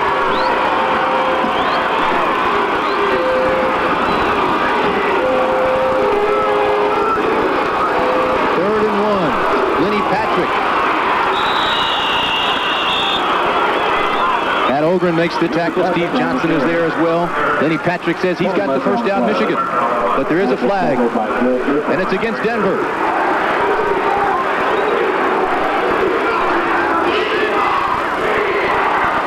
There's the infraction right there, Tim, and it's blatant. Number 72, Steve Johnson, crosses the neutral zone prematurely. That's a fancy way of saying he was offside. Defense, number 79, offside, results in a first down. Denver's big defensive end, Dave Stalls, has come out of the ball game. He's on the bench. He's shaken up, and the trainers are working on him. Dave Stalls, the starter last year with Tampa Bay, was released, came to Denver. Oakland asked if they could use him, or the Los Angeles Raiders, rather, asked if they could use him. But Denver said sure, and he played in the Super Bowl. Again, the play is whistled dead as Lenny Patrick goes in for the touchdown and slams it anyway, but it'll be called back. This time is against the Panthers. What did you call Stalls? The Lend-Lease lineman. I like that. The happy accident of alliteration. I like that very much. It'd be a nice way to go. Offense number 51. First down. You've really become quite the word merchant. There is George Dixon. Oh, he's an outstanding coach. Look what he's done with Bobby Hebert and the receivers. Coach guys like Larry Brown with the Washington Redskins and Billy Kilmer. Fine teacher. Coached at Notre Dame, went to Notre Dame. Whit Taylor wants timeout to talk things over on 1st and 15. Michigan Panthers are sitting on the 16-yard line with 44 seconds remaining in the third period. And they are trying desperately to break this game wide open and put another 7 points on the board. Greg Morton, who took over for Red Miller late last season, is 3-0 playing in this stadium, but that now, of course, in jeopardy against the Michigan Panthers. He trails by 3 touchdowns. Denver has not had a first down in the second half. Panther offensive line has been dominating. Lenny Patrick, John Williams, the setbacks. Hebert is back in the ball game, and he's going to throw across the middle. Incomplete, intended there for Anthony Carter.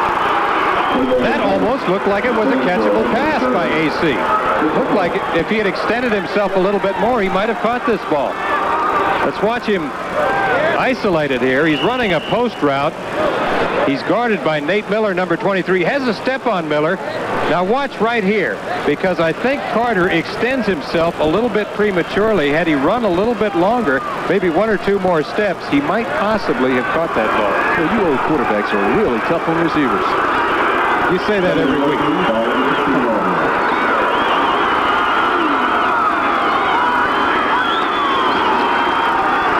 Hebert on second down is taken down by Greg Gherkin on the sack.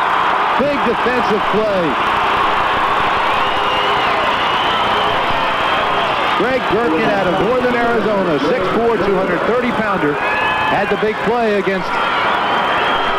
play last week to set up the winning touchdown. Greg Gherkin, the right outside linebacker, number 50, is on the blitz. Looks momentarily like Hebert is going to have time, but right there, Gherkin really comes in on his blind side and upends it. Boy, that was a shot. Third time Hebert's been sacked this afternoon for 32 yards and losses. He still holds the trump card, though, with 21 points on the board. Lenny Patrick. Lenny Patrick out of Alabama. The rookie was recruited there by Bear Bryant. Did not carry the ball until this afternoon. He was on the developmental squad. United States Football League, Michigan Panthers and the Denver Gold. They will continue after this message and a word from our local stations with the score. Michigan 21, Denver nothing.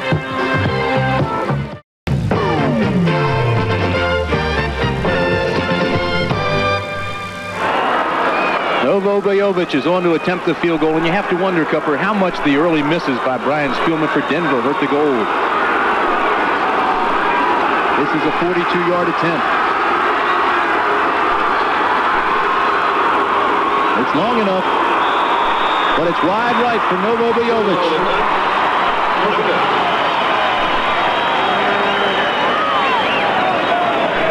And so the Denver Gold has held, and they get the ball back. Maybe you better put the garlic back in his shoe. Been a long week for Novo. Novo Bojovic takes a little bit of a shot here, right here. Now that potentially is roughing the kicker, Tim.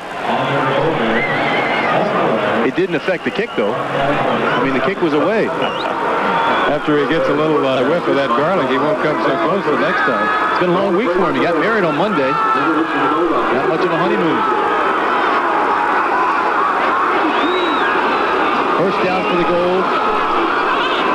First pass incomplete, intended for Leonard Harris. Michigan is pretty much dominated. Tim, as you look at the third quarter numbers, look once again how the time of possession figure. They are now twice. They are 2 times as great in terms of time of possession as the Gold. And look at the total yardage now, 237 to 103. Once again, Denver has not had a first down here in the second half. Ron Reeves on 2nd and 10 from the 25.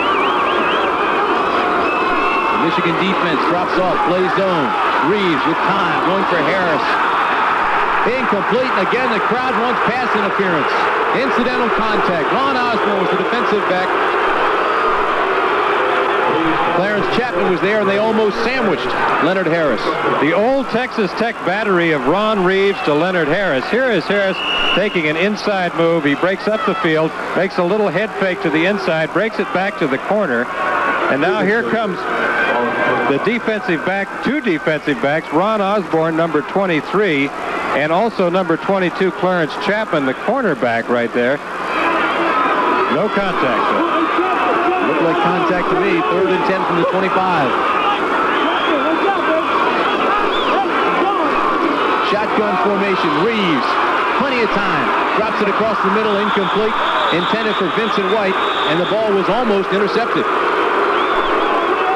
Will Coakley had a shot at it and couldn't hold on. Let's go down now to Bob Bruce. Well, Bobby had somebody, and they got away from him down there on the sidelines. Slippery.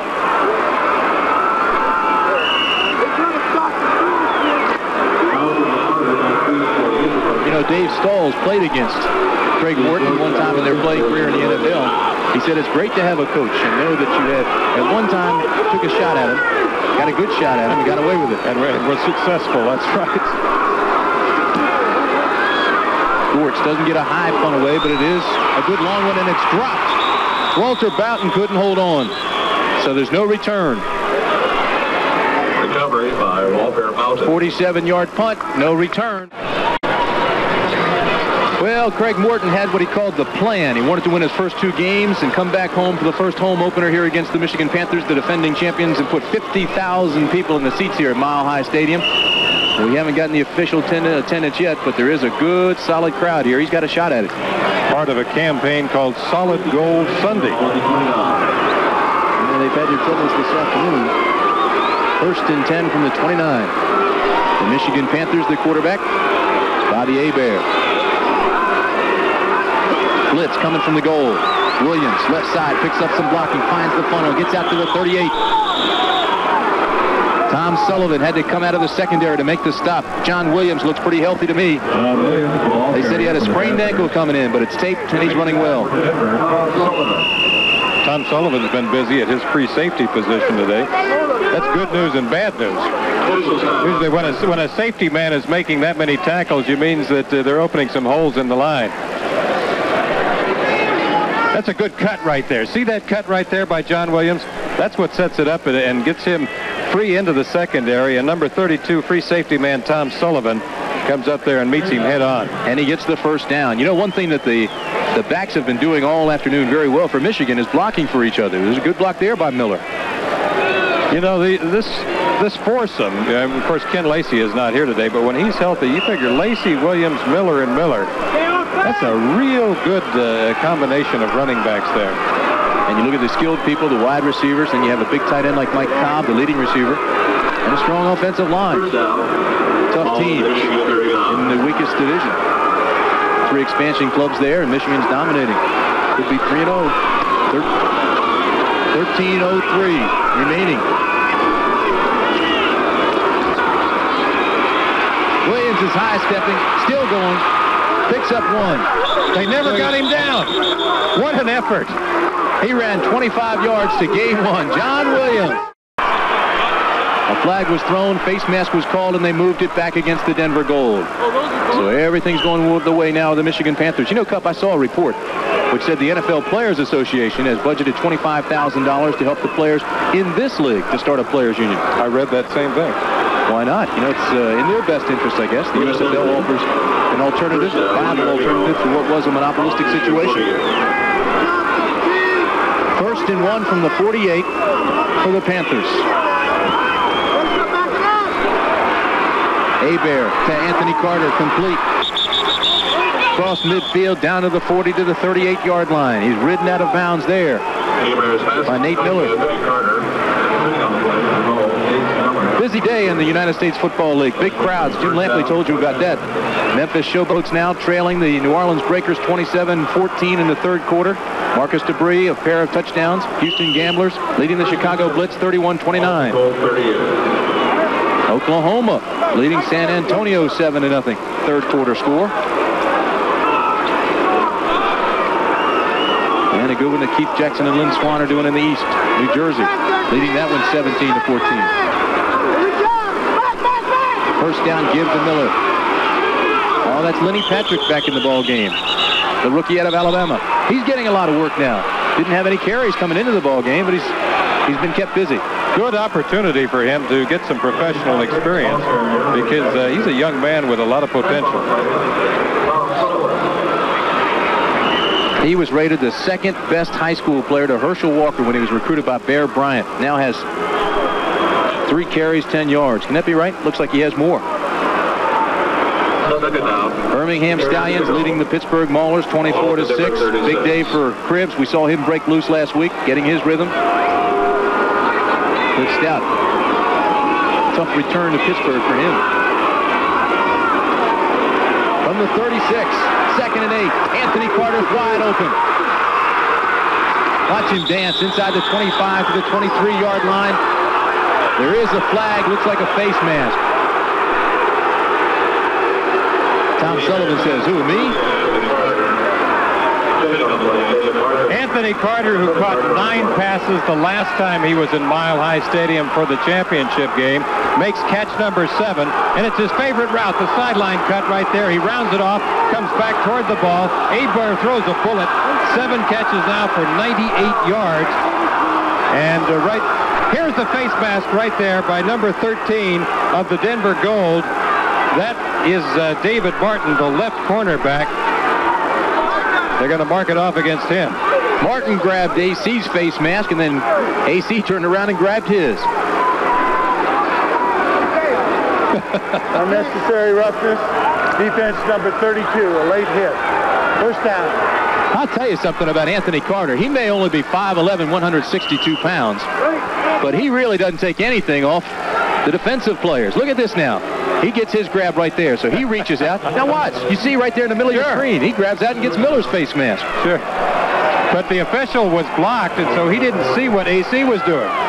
From the 14, 1st and 10, Bobby Hebert has 2 tight ends. Split backs, 1 wide out. Denver jumps. John Williams has a block on the corner, turns it outside to the 12-yard line. Anthony Allen bumps him out of bounds there. John Williams showing no effects of the injured ankle that we heard about as we look at Jim Stanley. Underneath ball handling here, look at it. Hebert gets some depth, hands the ball back underneath. McGriff, number 61, the pulling guard, leading the way. Good timing, a little hesitation, juke step, a move to the outside. And that helps John Williams pick up some valuable yardage as he's brought down by Dumars and Martin along the sidelines. Michigan knocking on the door one more time, trying to close the door on the Denver Gold. 2nd down, 7 yards to go for the first. Lenny Patrick inside the 10 to the 6. Clear down.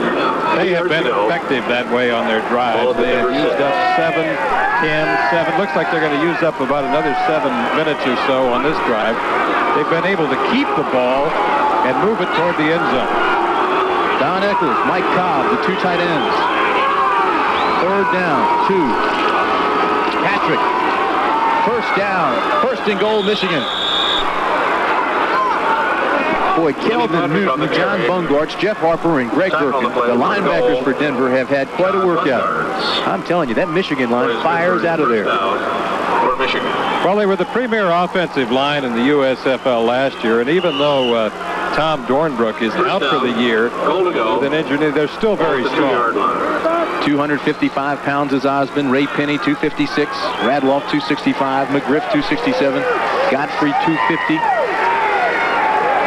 That's been the key to the game. They have been in charge of the line of scrimmage. They know the difference between come here and sick 'em. I like it. First and goal from the 2. Williams over the top. Gains 1, will be short of the touchdown.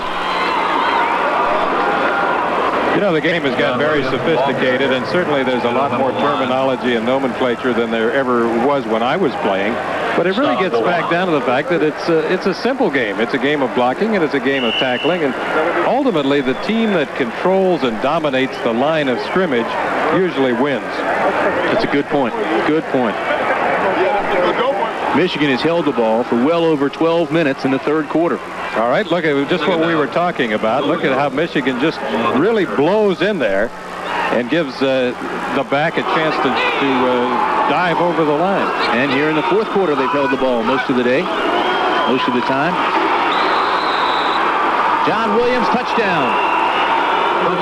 Again, the Panthers win the battle of the line of scrimmage. John Williams just dives over for the touchdown. The Denver players don't think he got in. All you have to do is break the plane of the goal line with the football. Slant off left tackle. He dives right here. Launch right here. See that right there? Second effort. Second effort is where he breaks the plane of the goal line with the football. Vojovich to make it a 28-point lead. And he does. Extra point is good by Novo Vojovich. Perfect on the extra points. And John Williams has the touchdown. So right now, the Michigan Panthers lead at 28-0 with 8:34 left from Mile High Stadium. The Denver Gold has never been shut out. The Michigan Panthers have never had a shutout. But with 8 minutes and 34 seconds remaining in this one, we could have some firsts. Craig Morton frustrated as he paces the sidelines there. Up until now, his plan has been working. Novo Vojovich to kick it off for Michigan. Leonard Harris, Anthony Allen, and John Arnold, the deep men. That's Leonard Harris, the speedster out of Texas Tech. Gets some blocking, finds the corner, takes it up across the 30 to the 33-yard line, maybe up to the 35. Very nice return by Leonard Harris. With the return for the goal, Leonard Harris. You know, Harris led the Southwest Conference in punt returns and kickoff returns in 1983. Very nice return there. Look at the Michigan drive there. 10 plays, 71 yards. Time of possession again, 5 minutes, 28 seconds. 1 yard scoring run by John Williams. They have scored now in every quarter. See the baseball infield there, the home of the Denver Bears. First and 10 from the 34-yard line. Ron Reeves is your quarterback for the Denver Gold, trying to set up a little screen pass to Harry Sidney, but nobody's fooled. The Michigan linebacks are there. Let's go downstairs now. Here's Bob Bruce. I'm with Ray Finney, a man with not one but 2 Super Bowl rings from his years with the Steelers. Ray, from midway the first quarter on, you and your line mates have just been dominating. We've been pretty intense all week. Coach Stanley was really harping on us all week to have a complete game and play all 4 quarters. I think we came out determined to do that, and you know, we're playing good today. You're normally a tackle, but you're playing guard because of injuries. Yeah, I'm getting used to guard. This is my 3rd game now, and I think we're starting to work together as a team a lot better. So, Tim, no matter how you shuffle the cards, the Michigan Panther offensive line just comes up strong. I'll tell you what, Bob, he may be a guard and tackle, but he's caught a touchdown pass here. He's caught a touchdown pass with the Steelers, and Chuck Knoll made him a member of the China Doll Club, which was A club that they usually hold for the fragile Steeler receiving corps. Lynn Swan knows about that. China Dog Club. Another flag. Things getting sloppy now. Mentioned the baseball infield. The Denver Bears play here. Vern Law, the manager. They're coming up March 31st. Offense, second down. Coming up March 31st, they're going to have a big league game here. The Boston Red Sox come to town to play the Padres. This club, the Denver Gold, will benefit from that, as a matter of fact, because they're going to put down new sod. Part of the agreement. The Bears have to do that.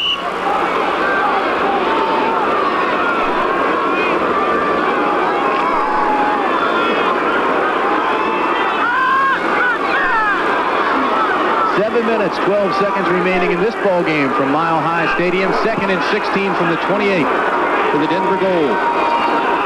Michigan shows blitz. They bring Corker and Borland. Look out! Bethea takes him down. Larry Bethea tempers Flair.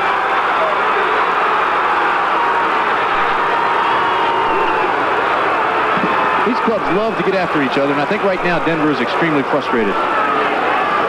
Larry Bethea, 6'5", 245-pounder, played for the Dallas Cowboys, backed up Dutton, Martin, Too Tall Jones, and an old teammate of mine, Randy White. A look here at the work of the defensive secondary of the Panthers, and watch the coverage.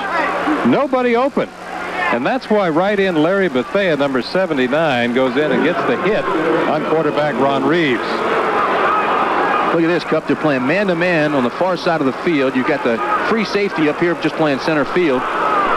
And they brought the blitz and played games. Look how disciplined they are with their coverage. Boy, Reeves was not ready for that snap. And he throws deep, incomplete. Good coverage by Bobby Futrell. Again, there are flags on the field, and it was intended for Elmer Bailey. That could be offensive pass interference.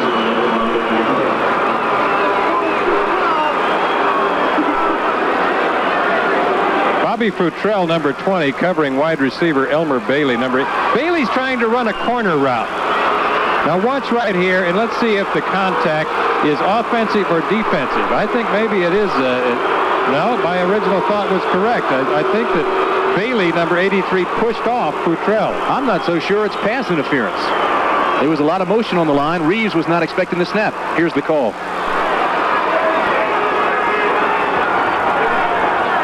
Defensive pass interference, number 20. Illegal motion, offense, number 86. Repeat the down. Well, we were both right. I like that. Isn't that fun when you both get to be right at the same time? I like it, Cupper. Hi, Bob. Hi, Big. John Williams had a fine afternoon as the running back for the Michigan Panthers. Again, Michigan shows blitz. This time they jumped too early. I think Corker made contact. Reeves is in trouble. He will run out of bounds, and he's hit out of bounds. That'll be roughing the Panthers. Here come the Gold.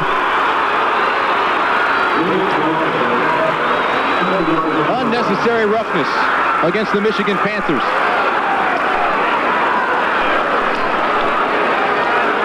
John Corker, I think the linebacker will be called for that. You see him jump here. He made jumps contact. Outside right there, makes the contact. Reeves now running for his life, heads for the right sidelines.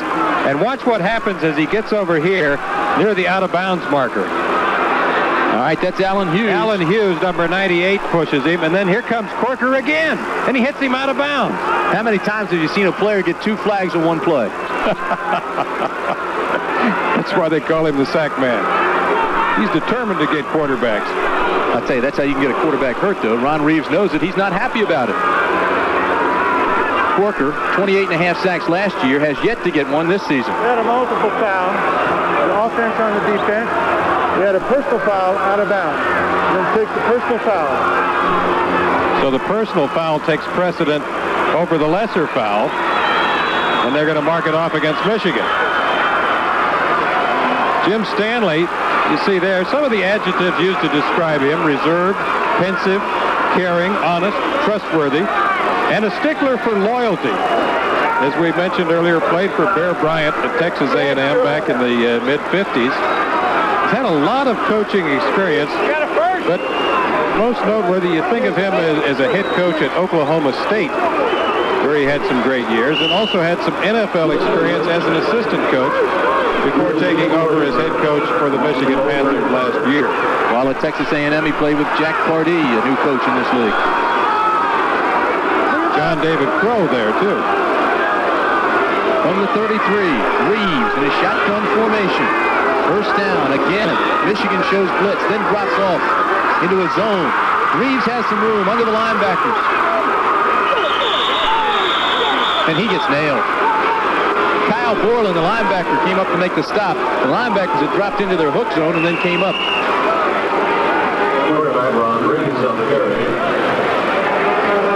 Frustrating day for Reeves. Birmingham Stallions now lead Pittsburgh 24-12 in the fourth quarter. Big day for Joe Cribbs, 145 yards and 1 touchdown. Rozier, 8 carries for 24 yards. It'll take him time. It'll take him time. Houston over Chicago, 38-29 in the fourth quarter. I like the way Jim Kelly is moving that team. Took Herschel Walker some time last year. It'll take Rozier some time to get acclimated. 2nd and 3 from the 40. Way overthrown. Almost intercepted by Clarence Chapman, number 22. Intended for Elmer Bailey. Reeves has a strong arm, as did this man, Craig Morton, out of the University of California. Babe Pirelli. There's 2 legends right there side by side. 2 quarterbacks, Craig Morton and Vito Babe Pirelli out of the University of Kentucky. Babe Pirelli had a head coaching job back in the days of the World Football League with the old New York Stars, and the following year he switched over and he was with the Chicago Wind. The Chicago Wind. You're bringing them out of the back pocket now, couple. 74 and 75. 3rd and 3, 5:31 in the ball game. That's Bo Matthews. Bo Matthews out across the 45 to the 46-yard line. Kyle Borland makes the stop along with Robert Pennywell. Michigan does have some outstanding linebackers. Come on, you're working on a shutout. Kyle Borland, of course, was the roommate of David Greenwood at Wisconsin. John Williams played on that team, too. The Badgers are well represented here. Robert Pennywell, Ray Bentley, John Corker, Kyle Borland. Quite a set of LBs, linebackers. 6:36. First down for the Denver Gold from the 47. Elmer Bailey in motion. Reeves under pressure. Complete. That's Victor Hicks. And he rambles down to the 31-yard line. Into Michigan territory, and again, tempers flare. Victor Hicks is really having some words now with David Greenwood. This has been the most effective route for tight end Victor Hicks, number 87. Inside release, down and in. This ball is well thrown by Reeves. Kyle Borland put the pressure that time on Reeves. He had to get it away in a hurry. Look at how Vic Hicks moves here in the secondary. He played on a national championship team at Oklahoma back in 1975. He replaced Bob Nizolik, who was the starting tight end. John Arnold in motion. The fake give to Sidney. Time. Now he throws, and again, it's Victor Hicks. Complete inside the 30, down to the 26-yard line. So Denver may get on the board yet. Ron Reeves shows me that he has a strong arm. He's throwing the ball today with a lot of authority, despite the fact that he's been under a lot of duress. He replaced Craig Penrose, and if you're joining us late, we told you earlier that Penrose was hospitalized earlier in the week with the flu. He had fever, congestion, was feeling generally run down, looked a little lethargic in the first half, although he did have some impressive numbers. But Ron Reeves now, I think, is throwing the ball with a lot of authority. And Victor Hicks is shaken up. 62 yards, 4 receptions, the leading receiver for Denver. So while the Michigan Panthers try to hold on to the shutout that they've worked so hard for, and the Denver Gold will try to get on the board, we'll be right back.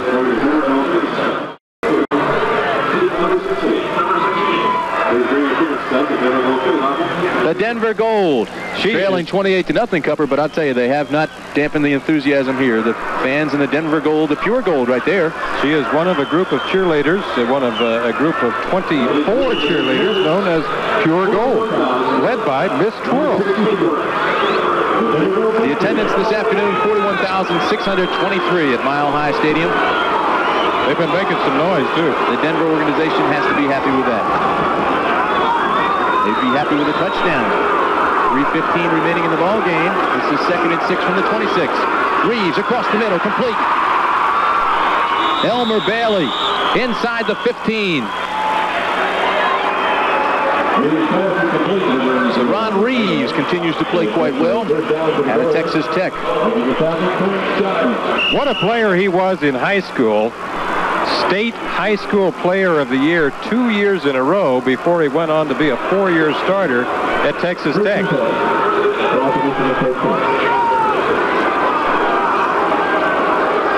and 10. They mark the ball on the 13. Mike Hearn drops off now, goes in motion. Looking for the slant in, pattern incomplete, intended for Elmer Bailey. He threw that into coverage. Linebackers took a good drop that time, but they were right in the way. Namely, those linebackers are Corker and Coakley. Let's watch. See right there? It was Corker who got a hand on the ball. He got his left hand on the ball as Reeves tried to throw a deep slant in. What an athlete John Corker is. Kicked around with the Houston Oilers, did not get the opportunity he thought he would get there. Came and rejoined here with Jim Stanley, his former coach at Oklahoma State. And now he's playing as well as he ever has. Here he comes on the blitz. Again, Reeves goes across the middle, and this time it's underthrown. Leonard Harris almost caught it on the bounce. There is a flag, and I think they're going to call it against the defense.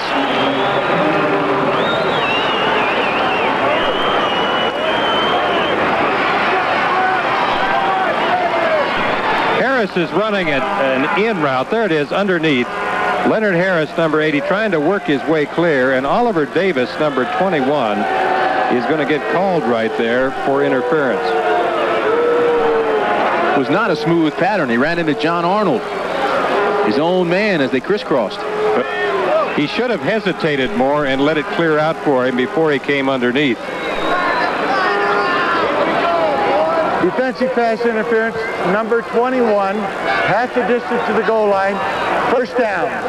21 is Oliver Davis, 7-year veteran out of Tennessee State. Played with the Browns and the Bengals. Played in Super Bowl 16. Against the San Francisco 49ers. His rights for the Panthers were acquired from the Denver Gold, of all things. Little fade pattern, right side, flags fly again, incomplete. Leonard Harris was the intended receiver. Again, I think they're going to call interference. The fade route is the ultimate touch and timing route. Let's listen. Holding against number 22, the defensive back Clarence Chapman.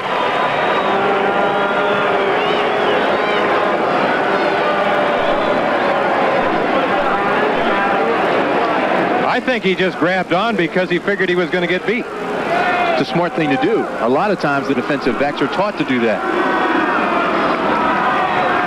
Defensive holding, number 22, automatic 1st down. You know, with the new pass interference rule in NCAA football that's going to be going into effect this season, I think you're going to see a lot more of that. You know, pass interference now is going to be an automatic 15-yard penalty no matter where it is on the field, as long as the ball is thrown over 15 yards.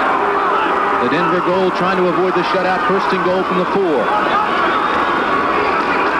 Harry Sidney, right side, taken down immediately. No blocking. The blocking broke down.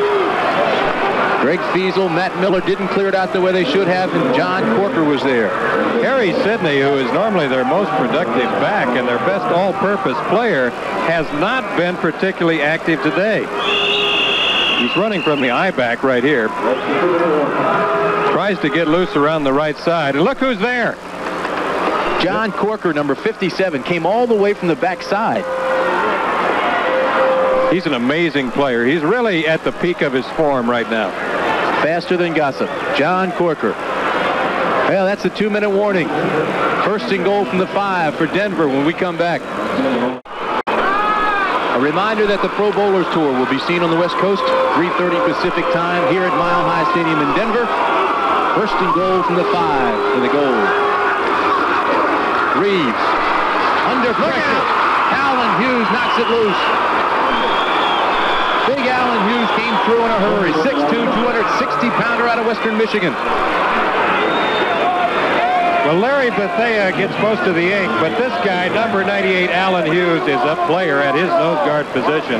Watch how he penetrates right here and comes around the blind side of Ron Reeves and knocks him high and hard and makes him lose the football right there. However, his arm was in motion, so it's going to be ruled an incomplete pass. Great speed by that guy, Alan Hughes. Ran right around the center, Tom Davis. In the offseason, Hughes is a bodyguard for Thomas Hearns. Hitman. One, be a first down, half the distance to the goal line. So are they calling roughing the passer? Well, I tell you, I think they were calling holding again on Oliver Davis.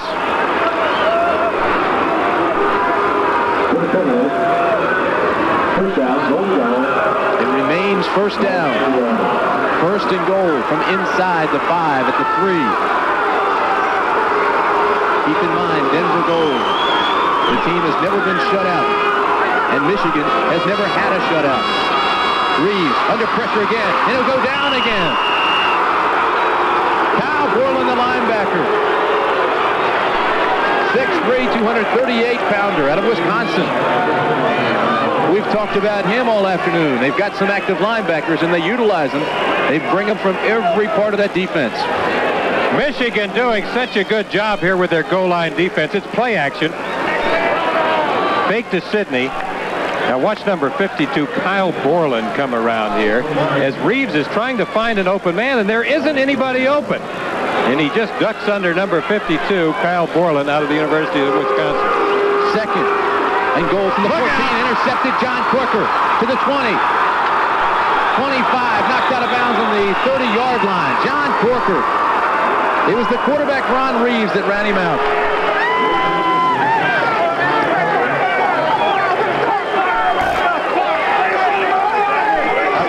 He can play. We said it earlier, this guy plays wall-to-wall linebacker, defensive player of the year in the USFL last year.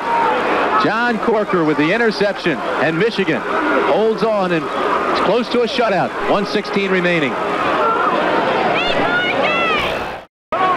There he is, Big John Corker. 22-yard interception return moments ago. Whit Taylor's the quarterback for Michigan. Hands the ball off to John Williams. They'll now run the clock out with 1:08. The important thing to remember, Tim, is that John Corker missed the Denver game last season. That might be one of the reasons the Gold won that game at the Silverdome. As they were backed up against their own goal line there. First and goal from the 4. You know, there was a lot of pride on that defense trying to sustain the shutout, and that's the first thing Corker said. We saw him on the sidelines, and he said 0. They didn't even score. He held up a goose egg. Talented athlete, John Corker. Second and 1 from the 40, 37 seconds left. The goal come with the blitz, try to shake up Whit Taylor, and he overthrows his receiver, number 82, Frank McLean.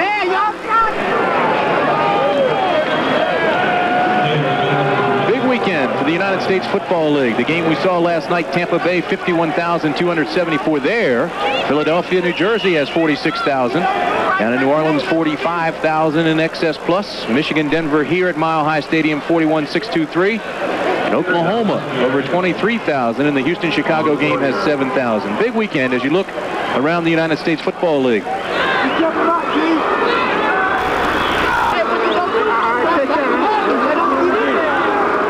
28 seconds left.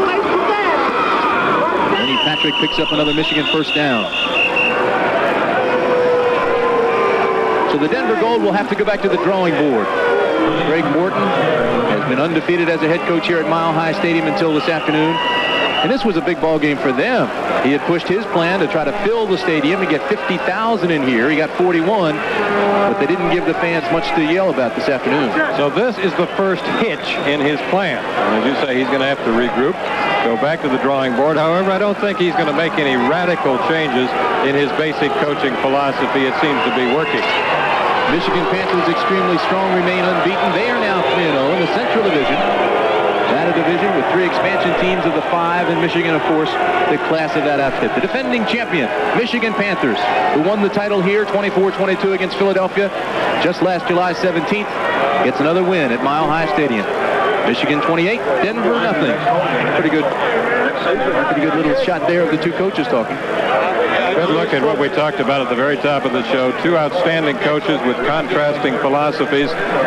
Jim Stanley, a coach going back to his origins with Bear Bryant. Craig Morton, an 18-year veteran in the NFL, learned a lot of the things he liked and didn't like.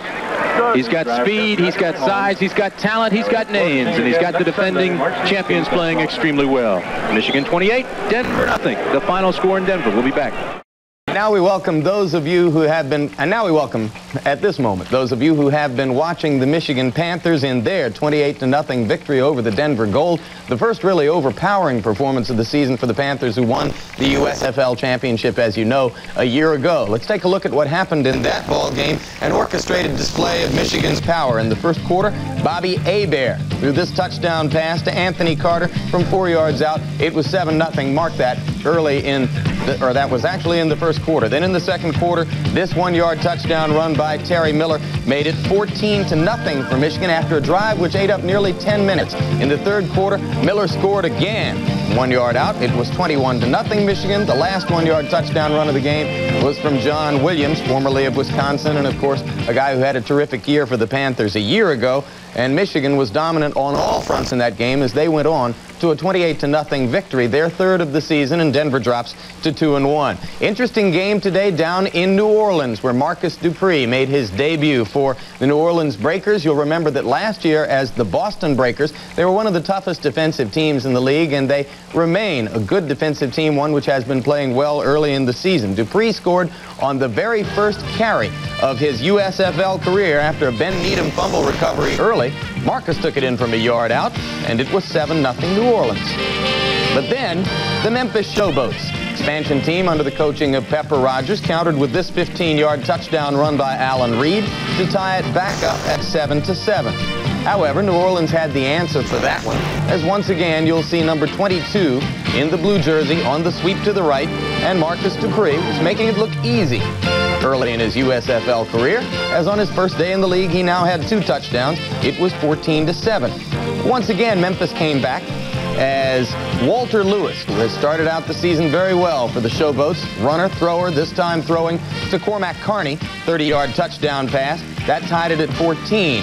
Just before the half, a 40-yard Mazzetti field goal for New Orleans made it 17-14. Then John Walton got hot in the second half. First, this 8-yard touchdown pass to Charlie Smith that made it 24-14. Later, this Walton to Frank Lockett touchdown pass of 40 yards. Old John Walton doesn't throw it long too often, but when he does, he tries to make it effective. And now late in the ball game, New Orleans is leading in that one 37-14, so the Breakers are apparently headed for another victory. Fascinating game in Pittsburgh today, where the Birmingham Stallions, with Cliff Stout at the controls, came into play against the Pittsburgh Maulers. Now, Pittsburgh fans are used to seeing Stout win on days when he throws terribly. That's happening again today, but they don't like it as much now with him in the Birmingham uniform. That 10-yard touchdown run for Stout made it 24-6 Birmingham in the third quarter. But then Carano to Potts, Sean Potts, made it 24-12 on a 4-yard touchdown pass. Here's the man who's had a big day for the Stallions.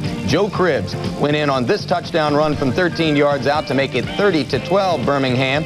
He's got, and this touchdown by Walter easily narrowed it to 30-18. A couple of fascinating statistics from that game in sold-out Three Rivers Stadium. Cribbs, when last we checked, had 31 carries for 186 yards and 2 touchdowns.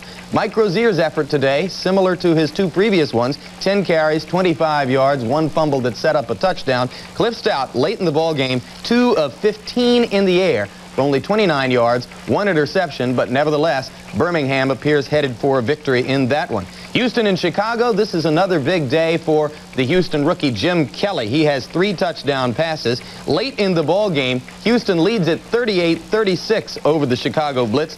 Most points ever scored in the United States Football League game, and as we mentioned, of course, 3 touchdown passes for Jim Kelly. He was the player of the week in the league for his performance last week and has another strong one going today. San Antonio, Oklahoma. This has been a defensive battle, and the Oklahoma Outlaws lead the Gunslingers 14-7 in the fourth quarter. Los Angeles and Oakland. Today for the Los Angeles Express, former Kansas quarterback Frank Sirer started at quarterback. It is as yet indefinite what will happen to former UCLA star Tom Ramsey, who is still under contract to the Express. Steve Young may play next week. He is not going to play today, and that game is scoreless, and there are 5 minutes left before halftime now. We show it in the first quarter. They actually are in the second quarter. Last night, a couple of good teams met in Tampa Bay in the cross-state battle for the state of Florida as the Jacksonville Bulls invaded Tampa Bay to take on the Bandits. 51,274 in the stadium saw the Bulls pick off John Reeves' first 2 passes and jump out to a 12-yard lead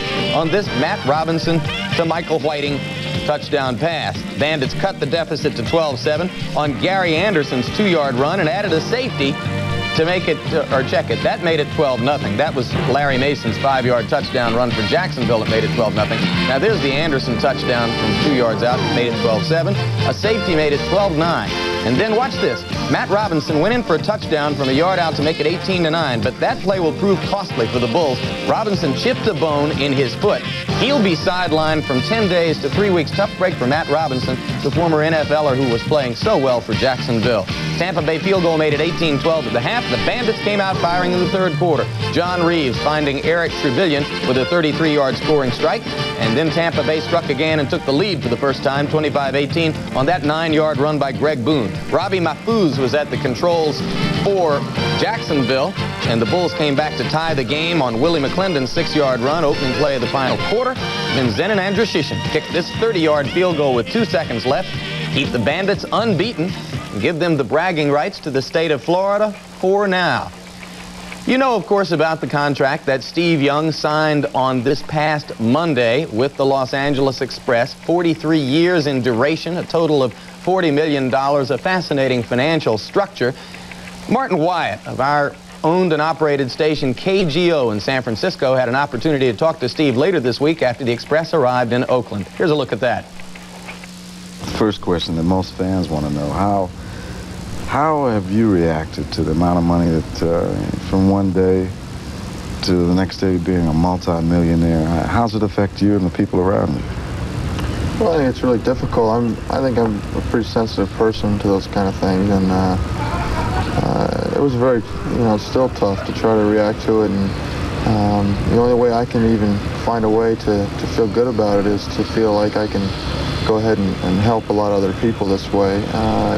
Selfishly, I could never do this. I'd have to just walk away and say, oh, nah, I can't do this, I'll do something else. But the only way I can really sort of put in my mind in the right perspective is that I can use this to help many, many other people, and hopefully I can, rectify that in my mind. It's been something that's taken some used to, because getting used to, because it's a big change, not only the money, but just the whole atmosphere of your life. I had a lot of comfort zones at BYU and things that were going on.